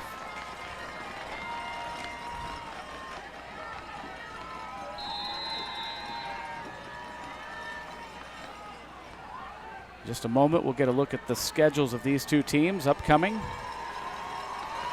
For Fairfield Union, this is a tough league that they play in, the Mid-State League Buckeye. Yeah, we'll address that when that schedule pops up. 1st and 10 for Lakewood at their own 40-yard line. Crawford will have one man behind him. It's Josh Taylor. Taylor will take the handoff, go over the right tackle, and bounces off of a guy, gets up across the 45, thrown backwards, but forward progress will have him all the way up to the 47, actually 48. Pickup of 8 on the play. Yeah, you look at the Falcons here, and when you go down and you look at the other 7 teams in their division after this, Jared, they're 12-1 coming into the night with the only loss that OU has a loss. Wow. And, I mean, everybody else is 2-0 except Hamilton, who had a game canceled. They're 1-0, so those teams are 12-1. So the Falcons know they've got their work cut out for them, and they've got to continue to get better. Pitch out here to Taylor.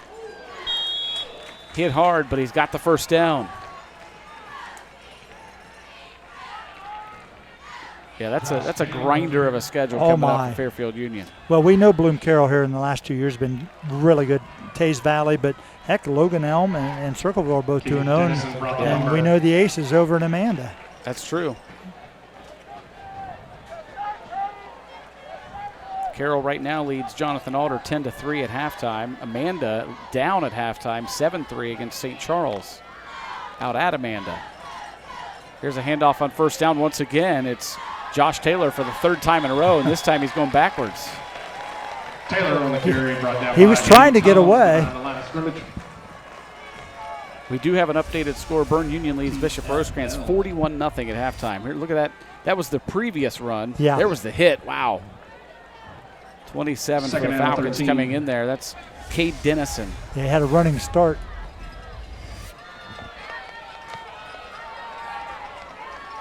Fairfield Christian has pushed their lead to 14-0 over Reedsville Eastern. 2nd down and 13.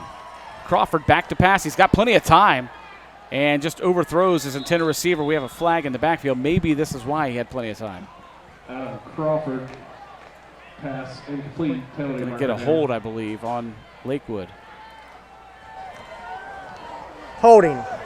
Offense, number 59. 10-yard penalty from the previous spot. Replay, 2nd down. 2-yard penalty from the spot of the foul. Repeat. I give props to our referee tonight. He's done an outstanding job and very articulate and calling out all the penalties. That's Randy Robbins. This crew's been good tonight. 2nd down and Perry County. I agree. You know it's a good crew when you don't notice them. Well, that also, and being on that other side once in a while, Jared, the better the teams play, the easier it is to officiate. True. I will tell you that. Yeah. Crawford rolls out. He's got pressure. Gets away from it, looking downfield. Going to fire one deep. He's got a man out there. It's caught at the 25 and still on his feet to the 10. Finally brought down at the 8. That is Trey Smith on the receiving end, the senior for Lakewood. Well, that's what Marion talked about earlier, how his strength of arm, and he sure showed it right there. He launched that one, Marion. from the third. And he did it on the run, line. too. First and goal. Brought down by. He's a good player, Jay. Yeah, he is. You know, that was the one thing that Coach Krupla really had a little bit of concern about is that the big plays have hurt him, he said. And it's an easier thing to fall asleep, you know, when you get into this game, 26-point lead, and that those things can happen. Low snap. Crawford has to pick it off the ground and try to make something happen, and he's going to be slung down at the 11-yard line. Crawford on the carry, brought down by Aaron Tripp. By number 7, that's Aaron Tripp. We've called his name a couple times tonight on defense. He's put some pressure on Crawford, and that time he gets credit for that. Well, their defense has been really active the whole game. Yeah, guys, they just pursue the ball so well. I mean, you can tell, and a lot of that is just being very well coached. You know, coaching guys to run to the ball, run to the whistle. That's just evident in Fairfield Union tonight. 2nd and goal at the 11.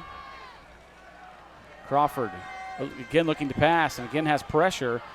And he's got his receiver inside the 5 and diving for the pylon touchdown for the Lancers, trying to get a number over on the far side. I think that's 83. That's right. Caleb Hunt on the touchdown reception.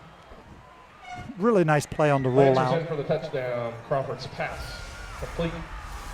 Watch him here. Throw this on the run, Jared. Cohen Ryan. And a good job by Hunt to break the tackle. Yes. Looks like Lakewood going to go for 2, down 26-6.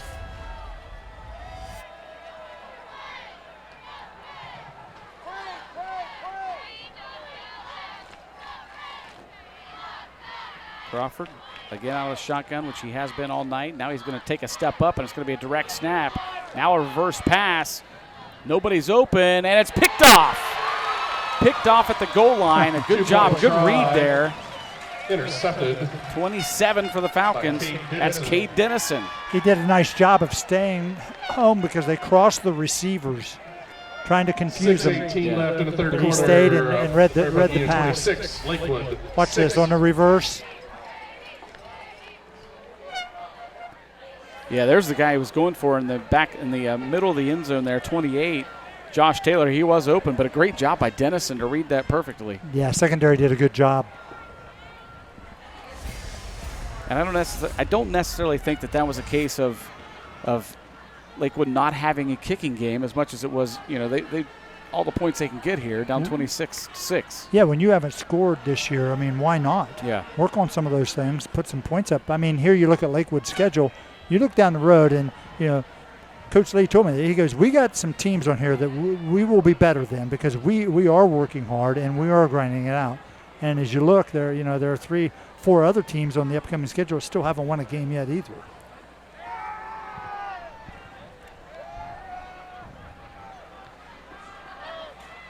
So after the touchdown, the Falcons will get the ball back, leading at 26-6 with 6:18 to play in the third quarter. Short kick will be taken at the 23-yard line by Collins. And Collins again just dancing his way up. Good footwork all the way up across the 40-yard line. Another good kickoff return. He can do it all, can he? He's elusive. To the 40-yard line. Penalty marker. And there is a penalty marker over on the far side.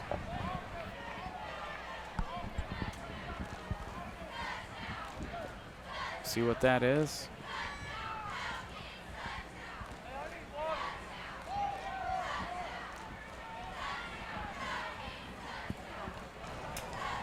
Dead ball. Unsportsmanlike conduct. Return team. Unsportsmanlike against the Falcons. Coach Krupla not going to be happy about that. He'll, I'm sure, address that with his team. He's going to back him up 15. Maybe immediately. Yeah, you're right. I want to say thanks to the fine folks here at Fairfield Union. This is always one of the most enjoyable places that we come to. Very welcoming.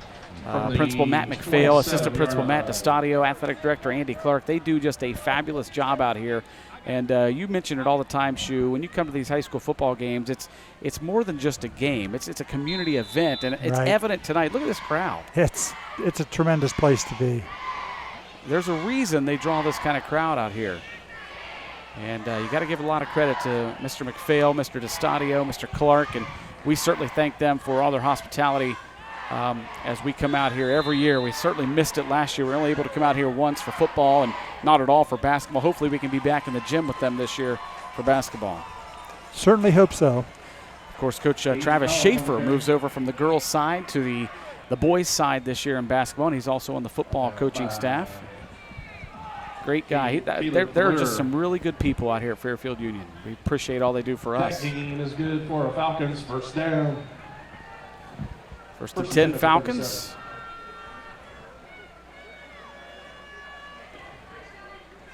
Collins hands it off to Carpenter. Carpenter following his blockers across the 40. And brought down right about the 43-yard line.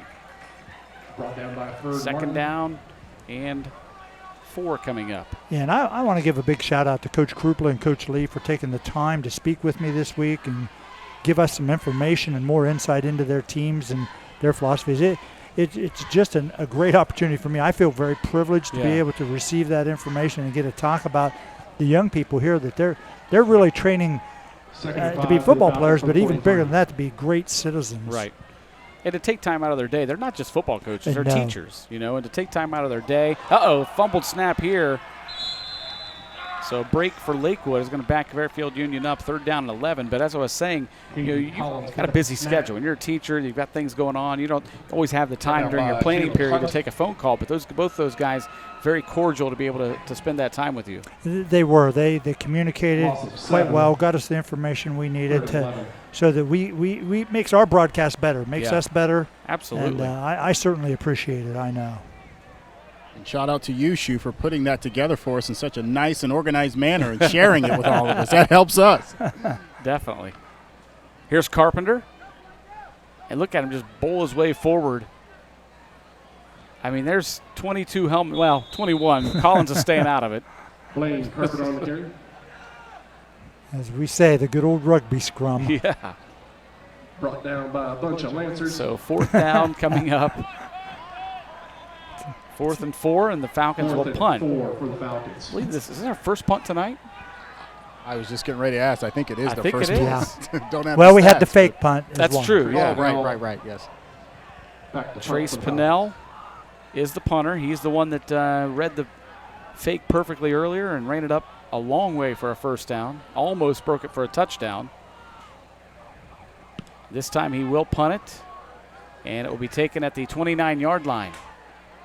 Good coverage. Yes, it was. Very good coverage.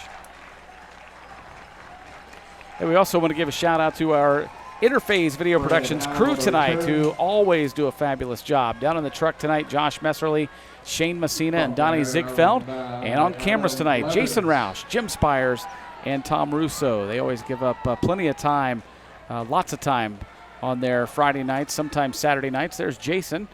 He's up in the stands, and there's Tom down on the field. And then, Tom, you see him moving his camera to give you this shot. That's Jimmy Spires right there. Those guys do a fabulous job, as do Josh, Shane, and Donnie down in the truck.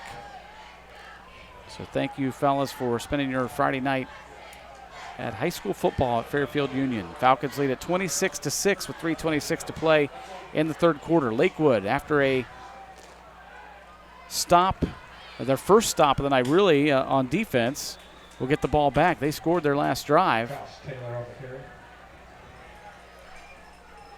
Short gain on the play. We'll give them about 3. Brought down by George. It was Taylor on the carry. 3-yard gain, 2nd and 7 for the Lancers. Coming up in just about 3 minutes as we break between the 3rd and 4th quarter, I believe we're going to have a special guest down on the sideline with Marion Royster. We talked about Isabella Neal earlier tonight and how she's a 4-sport athlete, and she's kicking for the Fairfield Union football team. I think Marion's going to get the privilege of talking to her parents, at least one of them, maybe both of them tonight. Here's pressure on Crawford. What a job he did to get away from it, and then just slides down at the 39. He made something out of nothing there. You know what that reminds me of? The old day. Again, I date myself, but when Archie Manning, the dad of Peyton and Eli, having to run for your life, when he played for the Saints, who weren't very good back Yeah. in the days. This is what it looked like when I used to watch it. I only remember watching highlights of that, like on the old NFL films, and Absolutely. John Sable and Yeah. on the call of those. Yeah, well, you had Pat Summerall and Tom Brookshire. Yeah. Here's a completed pass for a first down and more. Look at the speed over on the far side. That's number 7, Isaiah Mitchell, down the far sideline. He's going to take it to the house for a touchdown for the Lancers. Wow, what a run. It looked like he was going to be brought down short of the first down marker, but then he just took off. Catch and run. Turned on the afterburners there. Got to make the Lancers feel good when you're coming off 2 games in a row and haven't scored. I mean, that's just a simple 3-yard pass, Jared. Yeah, right there. He was wrapped up right about the yard to gain there. And then he just outruns him to the goal line. Yeah, once it became a speed thing, there was no chance. No. Isaiah Mitchell, the sophomore, 5'9", scores for the Lancers. They'll go for 2 once again. They're down 26-12 right now. Crawford back to pass, looking. Hits his receiver. Oh, he's hit hard. Hayden Collins comes up and drills the receiver who's still on the ground. Yeah, that's tough. Yeah, it was. Caleb Hunt. No good. Made the catch, but he paid for it immediately. Well, when you catch it and turn around like that, it's like, how do you do? And it's like, oh, boy. So the Fairfield Union training staff was out there first because it was over near their side. They're checking him. 1:50 Hopefully left that's just in a the case third quarter. of Fairfield getting Union the breath 26. knocked out of him, and he'll be back up. Lakewood Hope so. 12. It was a clean hit. Watch the hit here. Yeah, no problem with that. They're trying to throw back. They're trying to influence right and then throw back. Just took a little too much time to develop. Yeah, and then when he turned, it was like, how? Get your 50, Who's 50 at my tickets out. door? We've Yeah. got a winner. You know. What's the flag for? Guys, I think they're going to call the flag on Coach Lee. He was not happy. Thought that was Dead an illegal ball. hit. Unsportsmanlike conduct. White. Dead ball. We just watched the replay as they were throwing the Unsportsmanlike flag. There was against nothing Lakewood. illegal No. about it. And No. I think that Coach Lee, he'll see that when he watches Sure. it back. And Our sometimes, and 50-50 winner tonight we see this on a lot of different levels, guys. is I think ticket number sometimes you see a guy down on the 578, ground Yeah. when he's severely 216. hurt, and your automatic reaction is that it may have been something 578, you know 216. nefarious, or the hit may have been not You been have clean. But Right. that one's about as clean as it $10.50 comes. Yeah. to pick up And it's over just at the concession unfortunate stand in Shelter House that area. Caleb Hunt was 578, hurt on that play, but it did 216. look like a clean hit Your from here. 50-50 winner. So he's the tight end, Caleb Hunt. He's a junior. He's making his way to the far sideline. That's definitely good to see, It is. as he definitely took a hard hit, but a clean hit from Hayden Collins. And it was a good play call. It just took a little bit of time to develop. The pass was in the air for a Yes. long time, and that gave them time to come up and read it well and make the hit. Well, I mean, he's only a junior also. He's 6'4", 205 pounds. I mean, he's going to be a good player also. I mean, Absolutely. I think both these teams, when you look at, say, next year who you want to see, Yep. I would like to see these teams next Sure. year and see how they develop. They're so young and I youthful. agree. Both of them have some athletes out there. But definitely good to see Collins, or Hunt, that is, Yes. back up and made his way to the sideline with no trouble. Now they'll go kick off from the 25. They've already had trouble on their kick coverage. Collins has eaten them up tonight. By the way, did you see the end of Ironton Jackson's game Oh, last my week? gosh, yes. With, 4.8 seconds Yeah. on a kickoff, and Ironton ran it back to win Jackson the thought game? they had a huge win in the bag. Yeah. You know, Ironton plays Cincinnati Moeller next week. That'll be interesting. Yeah, it will. Cincinnati teams making their way up this way. They, of course, Elder was at Pickerington Central last week. Right. Central got that win. We won't even venture into the Bishop Sycamore area. This time they were smart and kicked it away from Collins. Actually, Collins wasn't even in for that return.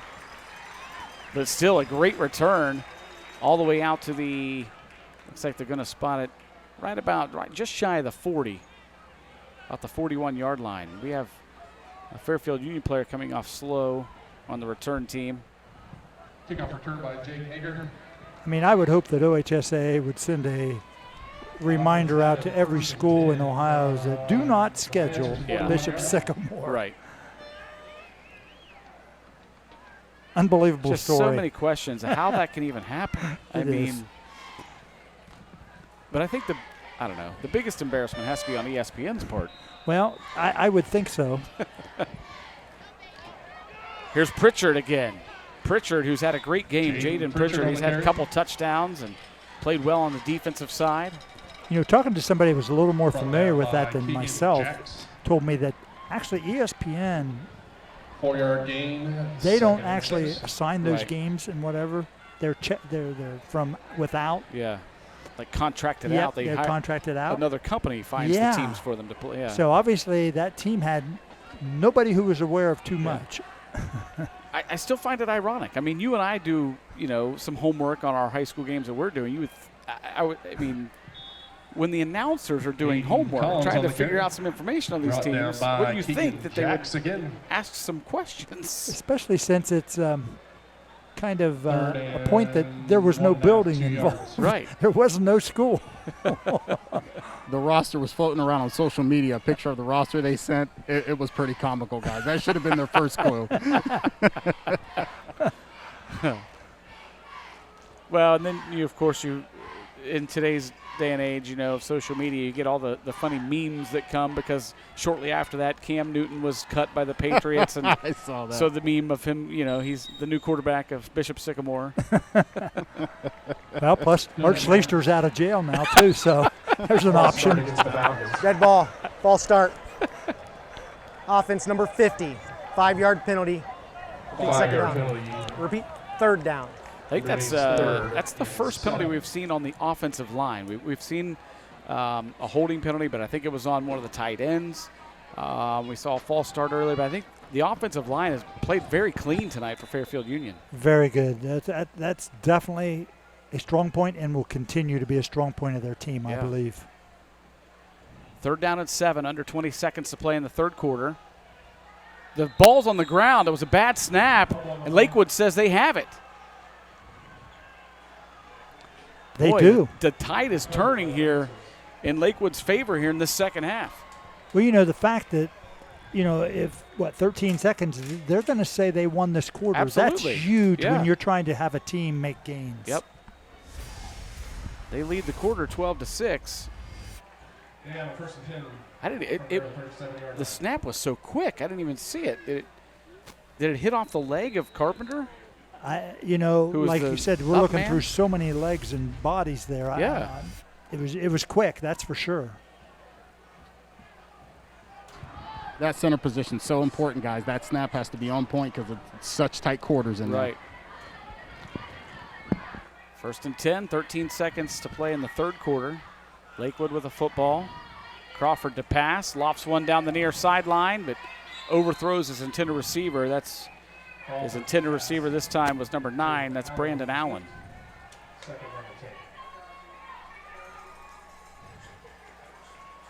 They've had quite a bit of success here in the second half of the passing game. Well, you throw a 3-yard pass and you end up with, a 60-yard touchdown. Yeah. So that's huge. Yeah. I mean, those type of things.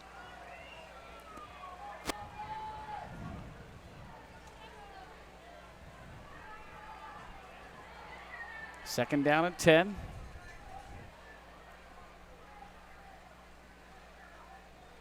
Crawford hands it off to Josh Hicks. Hicks right side. Good run all the way up to about the 45-yard line. It'll bring up a third down, and that will end the third quarter. And let's head down to the sideline. Marion Royster standing by. He's got very special guests. We talked about Isabella Neal earlier tonight, and I believe he's got her parents down there, right, Marion? Yes, I do. Thanks, Jared. I'm staying here with some very important folks here. I have JB and Mindy Neal, who are the parents of Isabella Neal. So just such a wonderful inspiration Isabella's been, and it's so good to have you guys with us. Thanks for taking some time. So I have to ask the question. Take me back to the first time you guys get the question from Isabella about wanting to play? It's particularly you, JB, as a father. How does that go, and how did that conversation happen? She just like, hey, I want to start kicking, and she's always been competitive. She's always wanted to play anything that a boy can play, she wants to play. So I was like, go to it. Yeah. She's like, can I tackle? I'm like, probably not. So she tried out to be the kicker and started kicking last year for him. Minnie, did you have any hesitations or doubts whatsoever about her going up to play? No hesitations. Soccer is her passion, and I just didn't want it to interfere with that. But the coaches work really good together, and I just didn't want her to get hurt. So she loves it, though. Understandable, and I hope that everyone can still hear us with the music here. But you mentioned soccer, basketball, and track. Not to mention she's a fantastic student. How is she able to juggle so many things and still be successful at all of them? I don't know. I couldn't do it. But she does. She does it, and she does it well. She has alarms for everything. She has an alarm to get in the shower. She has an alarm when it's time to get out of the shower. She has an alarm when it's time to start homework. She's just a very organized, type A personality. Really good time management. Yeah. And I was going to ask, I guess you mentioned just type A, but what about her gives her that drive to, again, not only want to do so many things, but be so successful, the drive within her? She is. That's just who she is. She wants to be great at everything she does, and she does. I mean, it's crazy, but she's amazing like that. She's just motivated to learn. She just will watch film, or if she doesn't get the best grade that she wants, she'll research it, she'll talk to the teacher. She just constantly wants to learn no matter what it is. And we're a pretty competitive family, too. Yeah, over anything. We compete at miniature golf, cards, anything. We compete against it. So, yeah, and she's just picked it up and ran away with it. And the other thing that really struck me about Isabella was her sense of pride. You know, she seems to have so much pride in this community, loves where she's from, loves to be from this community. What do you attribute that to? The great staff, the great coaching staff, our superintendent, the teachers. I mean, just an amazing community. And the way that the boys have really just taken her in and treated her just with respect, kindness, and just as part of one of the team. That's all that she wanted, was just to be part of the team. And the Falcon family here is always amazing. They just is a wonderful community with the teachers, just everyone. And I think she just is able to show that with her pride, school spirit, and just always wanting to represent really well. And that's tremendous. And I know, it's still early to ask this question, her being a junior, but does she have any plans for post high school just yet? Yeah. She wants to go into sports medicine afterwards, but she does want to play soccer in college. 77 White. Ultimately, she would love to play for Bayern Munich women's team. That's what she really wants to do. She wants to be the goalie for them. So I was like, do it. That's all you have. Yeah, it was like, you can do it. Absolutely. Well, that's great, and you guys have to be so proud, and it just speaks so much to you as parents of what she's been able to do, and I know she's such an inspiration for so many young girls, to follow your dreams, and no matter what it is, whether it's playing football or whatnot, you can do it. So you must be very proud, and congratulations to you for raising such a wonderful young lady. Thank you. Hey, Marion, before you let him go, have Tom get a shot of her shirt. Yes, and we have to get a look at the shirt. I was just commenting on Mindy's shirt, Play Like a Girl. That's awesome. Love the shirt. Thank you guys so much for being with us. Thank you. Check it out. Yeah, Jared and Tim, back to you. Play Like a Girl. Love it. That's awesome. Great interview. Nice job, Marion, and thank you to Isabella Neal's parents. Boy, what just a tremendous story, and they hit it on the head. Holding. The time management. Offense number 59. That penalty is declined. Result of the play is a 4th down. The resiliency of a junior in high school, a junior in high school who just is involved in so many things outside, extracurricularly, but still is able to be that good of a student. It just says something for her character. Well, it does, and she's proof that it can be done. Yeah. There has to be prioritizing, and you have to give up some other things sometimes. Sure. But big shout out to her and her family. Lakewood faces a 4th down and 14 after the penalty. So this was a big stop for Fairfield Union defensively, as Lakewood had all of the momentum, scoring 12 unanswered. I agree with you.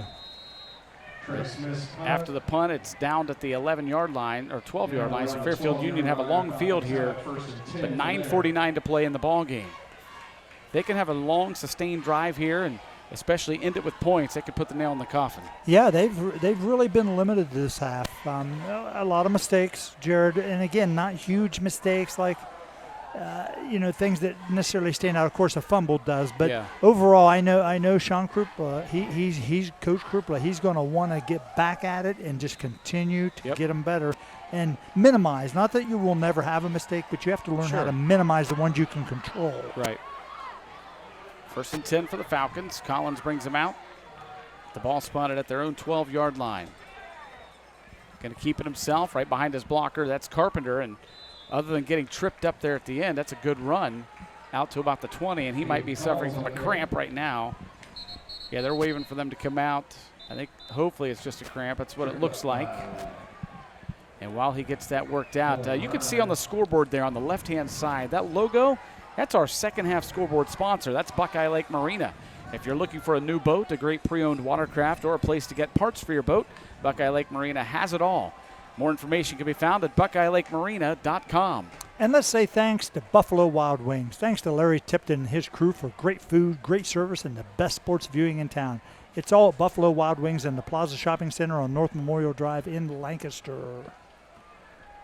As the injured player, which is Hayden Collins, gets that cramp worked out, we'll give you some score updates from other games going on around the area tonight. Here's what we have right now. Fairfield Christian leads Reidsville Eastern 14-0 in the 3rd quarter. Lancaster, the last reported score was at halftime, 27-15. I believe that game is beyond that now. We just don't have a score update from there. Bloom Carroll has upped their lead to 17-3 over Jonathan Alder in the 4th quarter.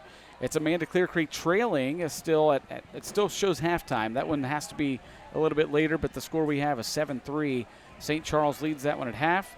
Liberty Union over Nelsonville York 14-6 in the 3rd quarter. And the halftime score that we have from down in Sugar Grove, Bern Union all over Bishop Rosecrans 41-0. And boy, Bern Union, the Rockets, off to a tremendous start here in the first part of this season. And just a big carryover from last year's success. Yeah. So Collins is able to get that cramp worked out. And no, he's not jawing at anybody, walking off backwards. That's a way of stretching out that calf muscle. Yeah, there you see him.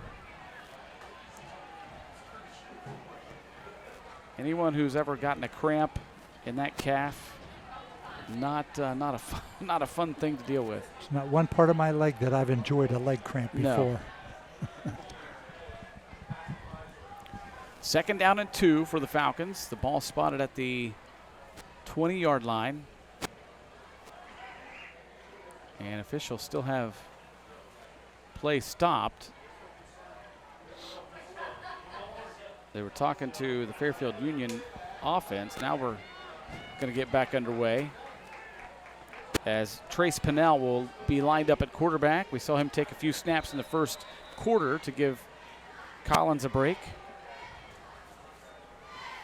Pennell keeps it himself, and he has the 1st down out to the 25.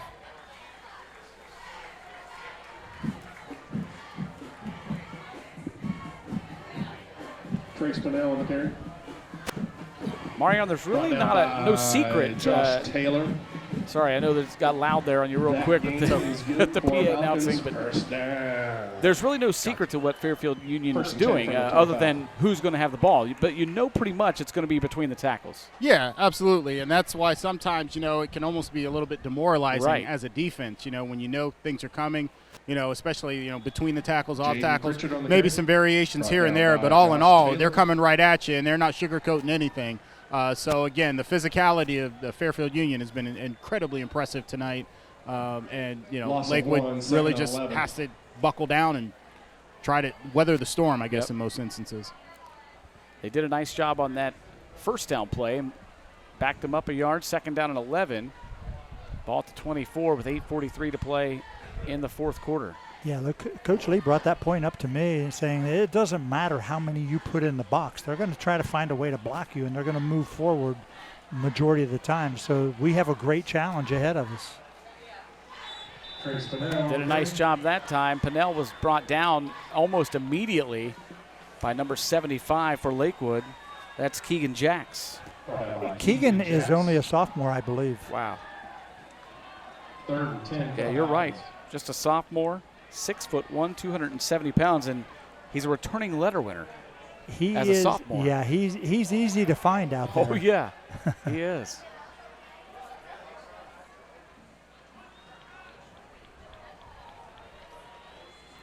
Third down and 10 for the Falcons. Make it 3rd down and 5 as they drew the Lancers off sides. That'll make it a little bit easier, more manageable on this 3rd down. Number 50. That's 5-yard penalty. Third Still time 3rd down. they've caught them on that count, making that hard count. This is a big 3rd down right here. Offensively for the Falcons to try to stay on the field and chew more clock, but defensively for the Lancers, if they could stop them here and get the ball back with decent field position. With the arm of Crawford, they've got the ability to score quick. You're correct. And the speed of some of their receivers like Aaron Tripp. Pinnell, though, might have something to say about that. He's got the 1st down and more up across the 40 and knocked out of bounds close to the 45. Pushed out of bounds by. Yeah, that was there was nobody out there, Jared. They did a great job of getting people pushed inside and had that whole left end open. Watch here. Oh, yeah. There's nobody there.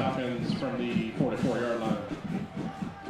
And then just a nice move there by Trace Pinnell, the sophomore. Well, yeah. Refused to go. Ooh, he almost lost the football there. And he regained control of it. Yeah, you were talking about running between the tackles. That was a good call because they got outside that time. Yeah.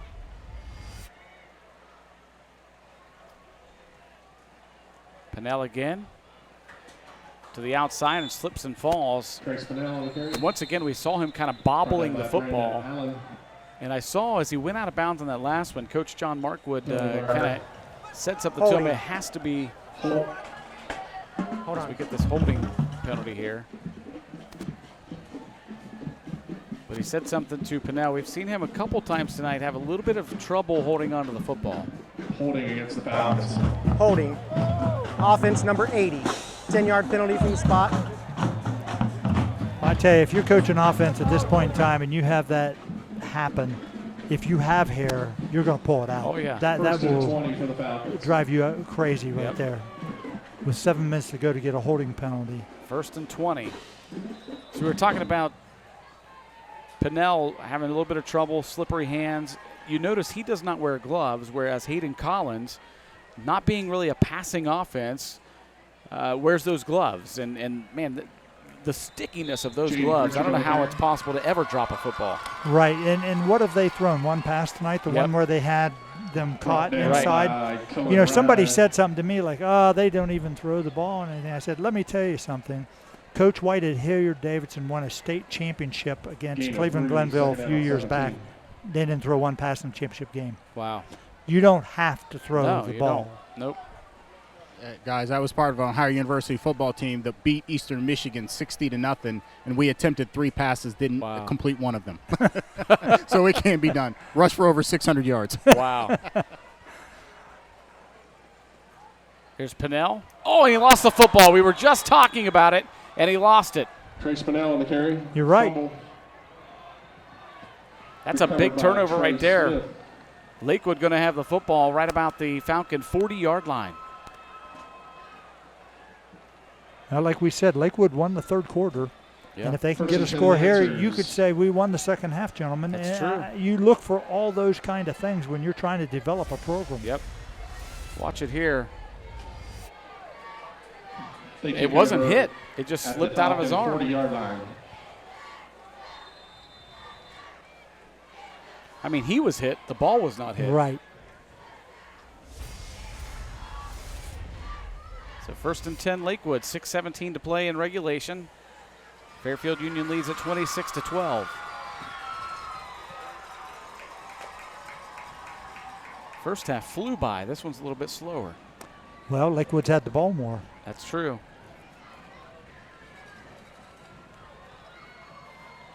Crawford looking to pass.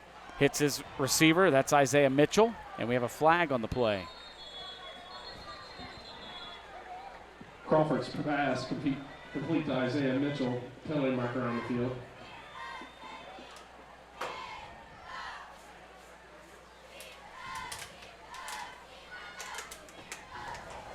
Ineligible player downfield. Offense. Ineligible receiver downfield. I'd like to see a replay of that. Yeah, it was so quick. Well, I think what happened is they had an illegal formation. Okay.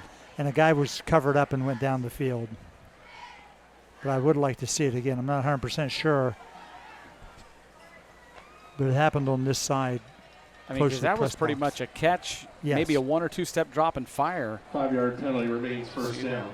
Yeah, because 280 is not going to get down there. No, in no. 2 seconds. Anyway, it backs him up 5, first and 15 from the 45. Lakewood has all 3 of their timeouts as Crawford just runs right behind the center. Crawford on the carry. Gets up near the 40 to about the 41.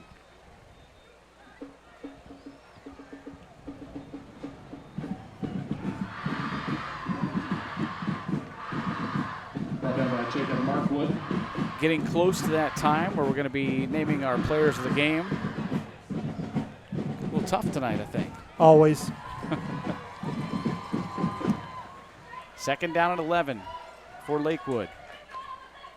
Crawford hits his man at the 35. A nice move. Oh, he's hit hard, but that hit actually sprung him forward to what might be a first down. You're correct. The shot he took from behind.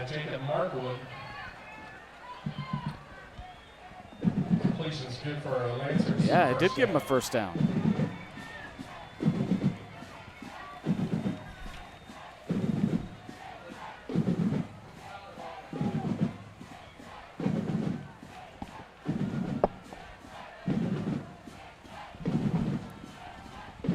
Crawford keeps it himself once again.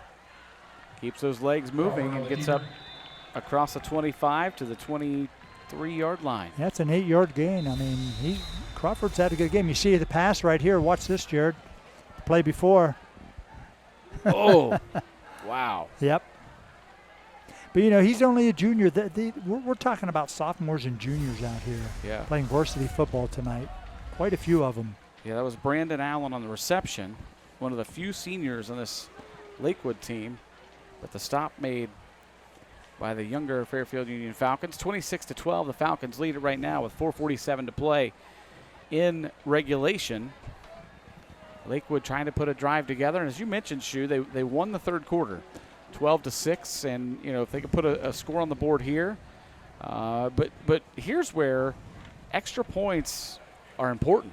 I mean, you know, if they don't have a kicking game, you know, that could be detrimental. You know, it's a weapon. To have a kicker like that, it's a weapon. It is, and we've seen that over the years. Especially, I remember Coach White's teams at Davidson when we would do them versus Lancaster or in the playoffs. Mm-hmm.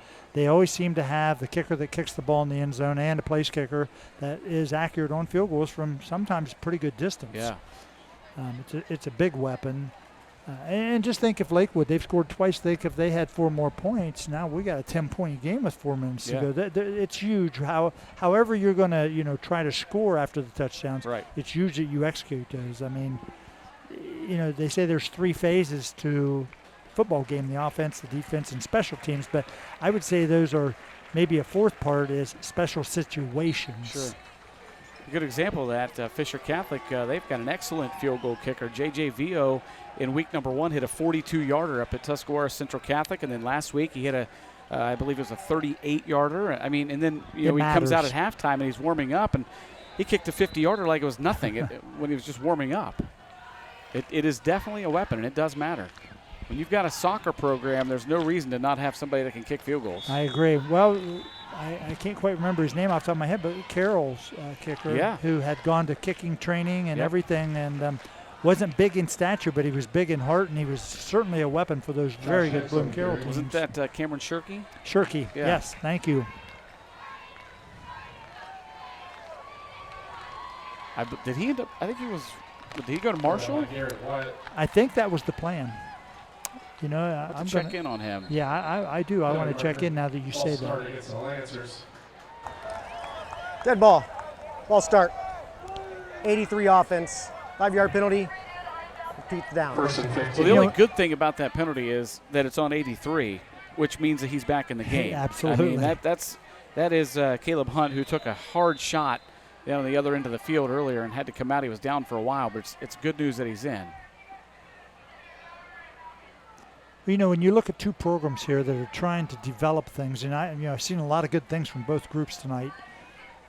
You know, when you're in the Fairfield Union side, you had a great first half, and you don't want this half to kind of make you feel like not so good. Right. And you know, it's hard because you haven't been in positions where you're up 20-0, especially this group. Yeah. So it's another type of teaching and adjusting how to play, how to keep your, focus. You know, Marianne mentioned before how you stay on top of it. You're up 26-0, or you have got to learn how to do that. Yep. And but that's just all in establishing a program and understanding what you have to do as a player or as a group of players to continue to get better. Just got a score update from Lancaster. They have really pulled ahead of Olentangy 34-15 in the fourth quarter. So it looks like the Gales will have their first win of the season. That's good for them. They've had trouble scoring, and there's an old phrase in sports, you never look good when you can't score. Right. Regardless of football, basketball, baseball, it's hard to look good. Aaron Tripp was in on the coverage of that play. We've called his name a few times tonight on defense. Brings up a 3rd down and 12 for Lakewood. They need to get to looks like about the 9-yard line for a first down. Well, you're in 4-down territory here. Oh, absolutely. So, yeah.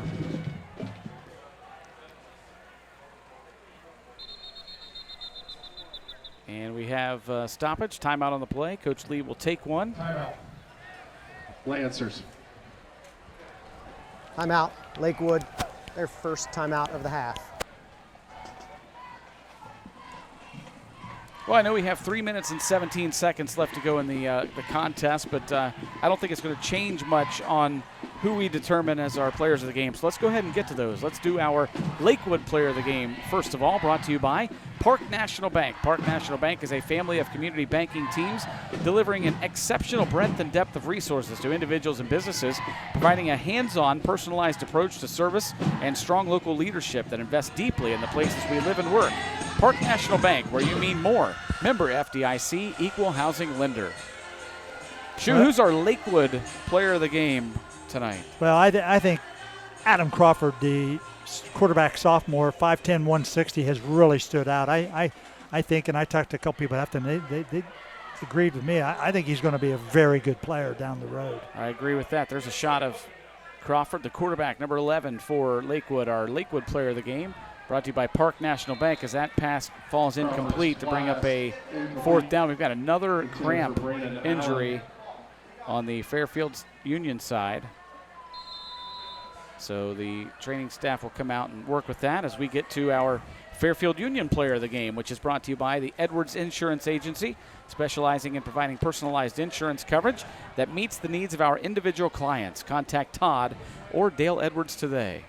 There you see Todd and Dale and the phone number. Well, I don't know how Fairfield Union, I believe, has had, several players that have played very well tonight, but you got to give it to Hayden Collins, the 5'11" junior that has, I think he makes the offense stir for them. Yeah. I mean, he's like the spoon in the drink, Yep. He gets it going. He handles the ball a lot. He runs a lot, but he also has to handle it, make decisions, and you can see his even open field plays on kickoff returns and punt returns and things of that nature too. He's just the main weapon, and he plays really well, Jared. And there he is, number 9, Hayden Collins, the 5'11" junior quarterback for Fairfield Union, who is our player of the game, brought to you by the Edwards Insurance Agency. We have 3:13 to play in the ball game. 26-12. Lakewood leads, or Fairfield Union leads Lakewood. And the Falcons came out firing on all cylinders in the first half, putting together some very good drives on the ground. Offense has kind of stalled out here in this second half. We saw Collins go down with a cramp and really hasn't returned to the quarterback spot. Stick around after the game for the alumni band. Good to see Cade Dennison getting up and working out that cramp as he walks backwards off the field to try to stretch that out. But Lakewood will face a 4th down and 12 at the 20-yard line. So they need to get to the 8-yard line for a first down with 3:13 to play in regulation. Falcons leading at 26-12.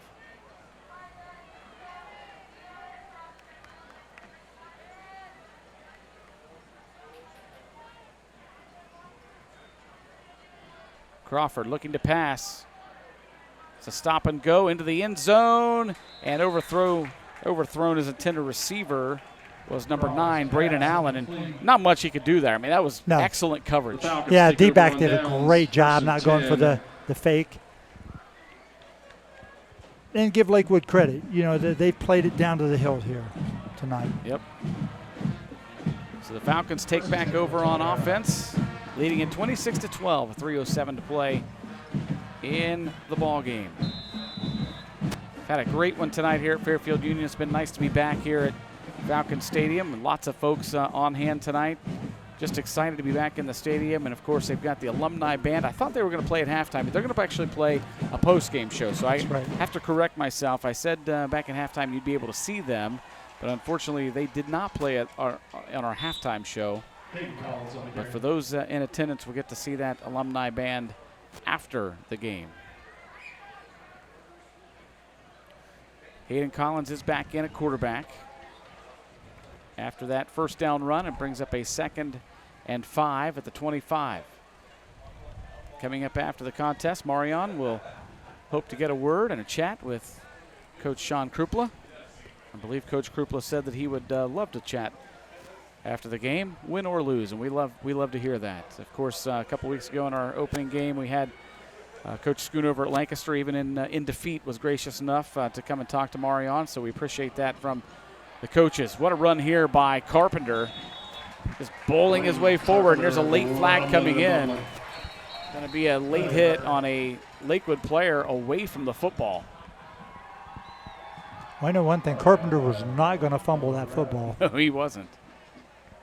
Had it wrapped up, both arms. Yeah, you need a chainsaw and a crowbar to get it from him, I think.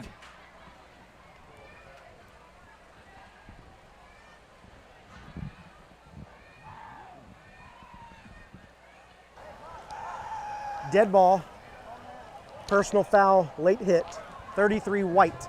Dead ball, personal foul against the Lancers.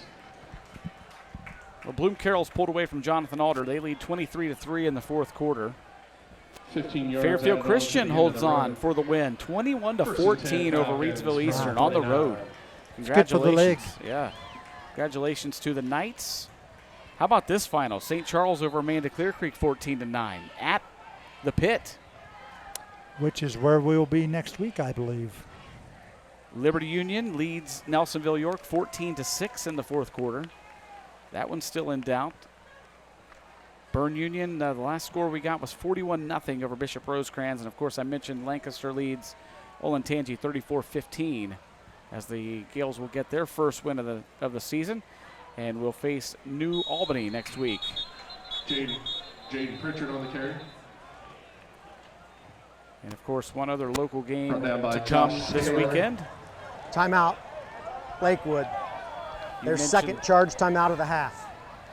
So, Marion, let me get your reflections tonight. I don't want you to, get too bored down there. What about last night's Buckeye game? I'm sure you saw parts of it. What do you think?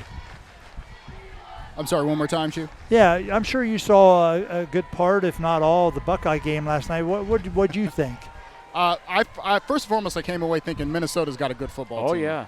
So, I know, especially here in Central Ohio, sometimes there's a tendency to say, the Buckeyes didn't beat somebody by 45, so the season's shot. But I think, it wasn't a surprise for me to see how close the game was. But I think they're really young, obviously. They're very physical. I think as the quarterback matures, as things get a little better. I didn't watch the whole game, I have to admit, but I did catch some highlights this morning. I think as he gets better and really gets to Chris Olave and some of those other players as he gets more comfortable with them, I think they're going to be just fine. And Yeah. I think I wouldn't be shocked to see them again win the Big Ten, given what they're coming in with this season. I saw a really good take on that today, Mario, basically on Minnesota. You mentioned how good of a football team they are. Man, that running back, Ibrahim, he's outstanding. But the take that I saw was, if Minnesota was in the SEC and would have been playing Alabama last night, everybody today would have been talking about how tough the SEC is. But instead we hear, well, are the Buckeyes down? Are they not as good as we think? Yeah, it's just ironic. Yeah, it is. But I think Minnesota's they're good and well coached. Yes, well, absolutely. Yeah, PJ, the coach they had again, did such a phenomenal job at Western Michigan. I knew him more from then, being a MAC guy, right? And he's carried that success over to Minnesota, and they're going to be a powerhouse in the Big Ten, in my opinion, for years to come. So I think people need to get used to that name, Minnesota, and success in the Big Ten. All right, so now we got to switch gears to your alma mater and my alma mater, the Ohio University Bobcats, with a big one tomorrow, as they will be hosting the Syracuse Orange at Peden Stadium. What are your thoughts on that one? Yes, I'm thrilled to. It's always exciting to see a team from the Big East and Syracuse come in the Peden Stadium. That's always really cool to see. But I think the Bobcats again have an excellent chance. I thought they would have had a really good team last year. Unfortunately, COVID cut a lot of that short. Yeah. But they've got a lot of talent, a lot of good players coming back, and it would warm my heart, even in Coach Solich's, since he's left. But they're not going to miss a beat with Coach Albin. I think they'll have a great season. Can't wait to see that one tomorrow, as the Bobcats will host the Syracuse Orange at Peden Stadium, and a couple of, I guess you could say, fairly local guys. The Lerman twins will finish out their careers as they graduated from Athens High School. They've had great careers at OU at tight end. Both those guys on both sides of, of the line of scrimmage for the Bobcats. It's hard to believe, though, that they're still playing in college when they were seniors the same time Joe Burrow was in high school. It's true.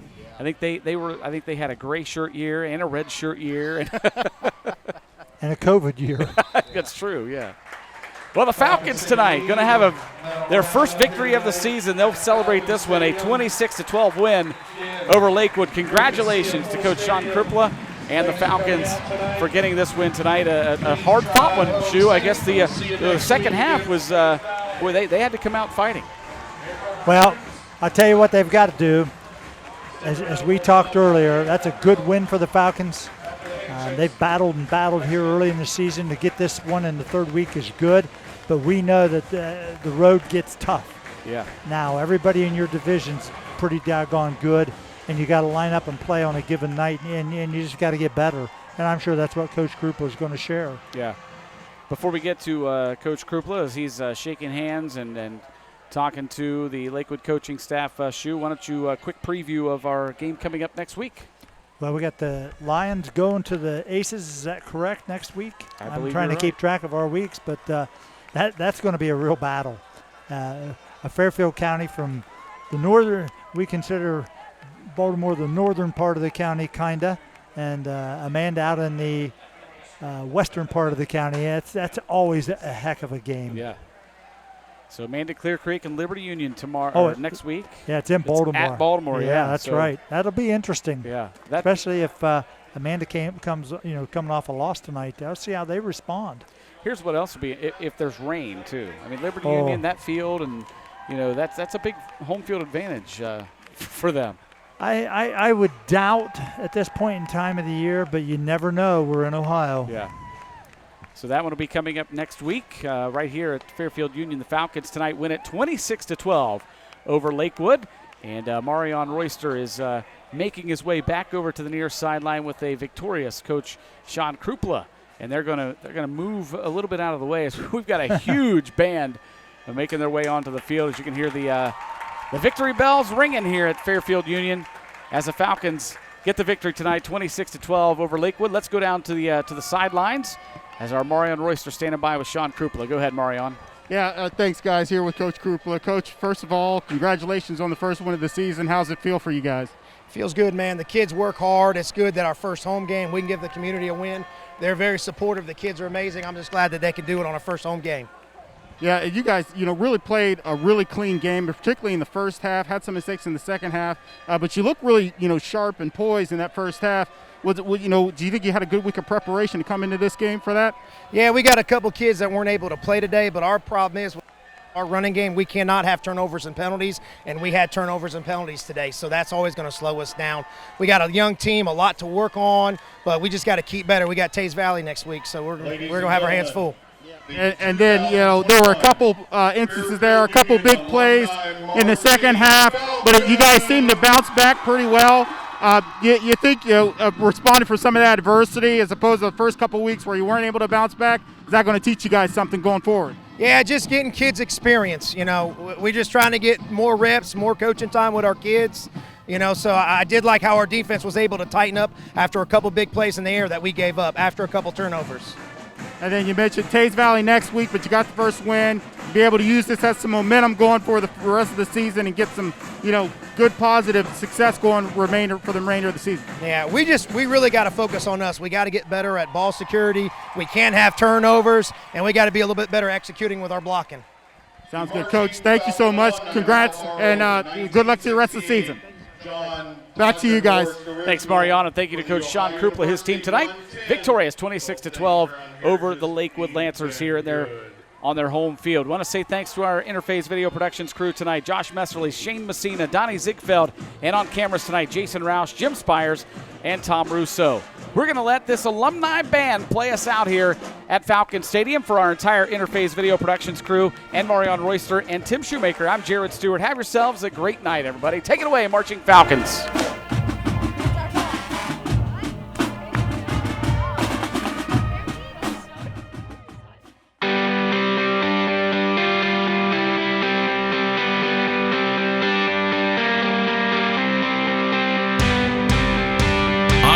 Sports presents the Buffalo Wild Wings High School Football Game of the Week.